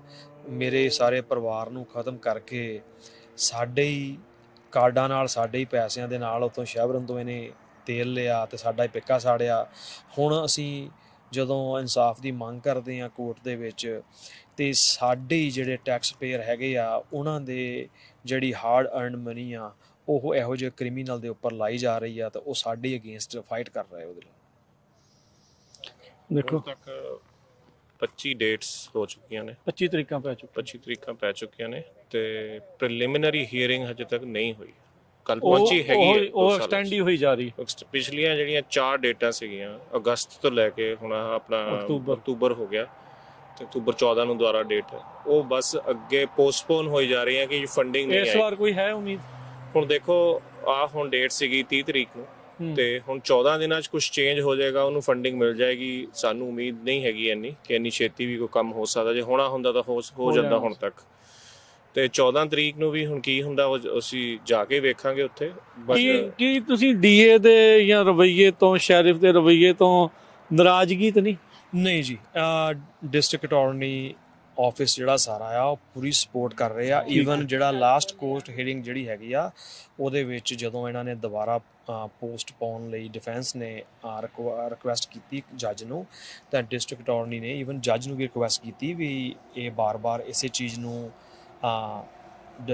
ਐਕਸਕਿਊਜ਼ ਕਰਕੇ ਕੋਰਟ ਹੀਅਰਿੰਗ ਪੋਸਟਪੋਨ ਸੋ ਇਦਾਂ ਲੱਗਦਾ ਵੀ ਉਹਨੂੰ ਵੀ ਪਤਾ ਸਿਸਟਮ ਨੂੰ ਕਿੱਦਾਂ ਮਿਸਯੂਜ਼ ਕਰਨਾ। ਬਿਲਕੁਲ ਜੀ, ਉਹ ਸਿਸਟਮ ਦਾ ਮਿਸਯੂਜ਼ ਹੋ ਰਿਹਾ ਹੈ ਜਾਂ ਸਿਸਟਮ ਦੀ ਲੇਕ ਆਫ ਕਹਿ ਲਓ ਵੀ ਐਫਰਟ ਹੈਗਾ ਆ ਜਿਹੜਾ ਉਹ ਨਹੀਂ ਪੇ ਹੋ ਰਿਹਾ। ਹੁਣ ਜੇ ਉਹਨੂੰ ਡਿਫੈਂਸ ਲਾਇਰ ਨੂੰ ਪੇ ਹੋ ਜਾਵੇ ਉਹਦੀ ਪੇਮੈਂਟ, ਤਾਂ ਓਬਵੀਅਸਲੀ 14 ਤਰੀਕ ਜਿਹੜੀ ਆ ਉਹ ਪ੍ਰੀਲਿਮਿਨਰੀ ਸਾਡੀ ਤਾਂ 9 ਦਸੰਬਰ ਨੂੰ ਸਾਡੀ ਪ੍ਰੀਲਿਮਿਨਰੀ ਹੀਅਰਿੰਗ ਆ। ਸਾਡਾ ਤਾਂ ਬੇਸਿਕਲੀ ਅਜੇ ਕੇਸ ਹੀ ਨਹੀਂ ਸ਼ੁਰੂ ਹੋਇਆ, ਪ੍ਰੀਲਿਮਿਨਰੀ ਹੀਅਰਿੰਗ ਨਹੀਂ, ਟ੍ਰਾਇਲ ਤਾਂ ਅਜੇ ਉਤੋਂ ਗਾਂ ਦੀ ਜਿਹੜੀ ਉਹ ਹੋਏਗਾ, ਪ੍ਰੀਲਿਮਿਨਰੀ ਨਹੀਂ ਅਜੇ, ਕਿਉਂਕਿ ਅਜੇ ਉਹਨੂੰ ਉਹ ਸੁਣਾਉਣੇ ਆ ਕਈ ਕੁਝ ਜਿਹੜਾ ਉਸ ਦੇ ਵਿੱਚ ਬਹੁਤ ਕੁਝ ਹੋਣਾ।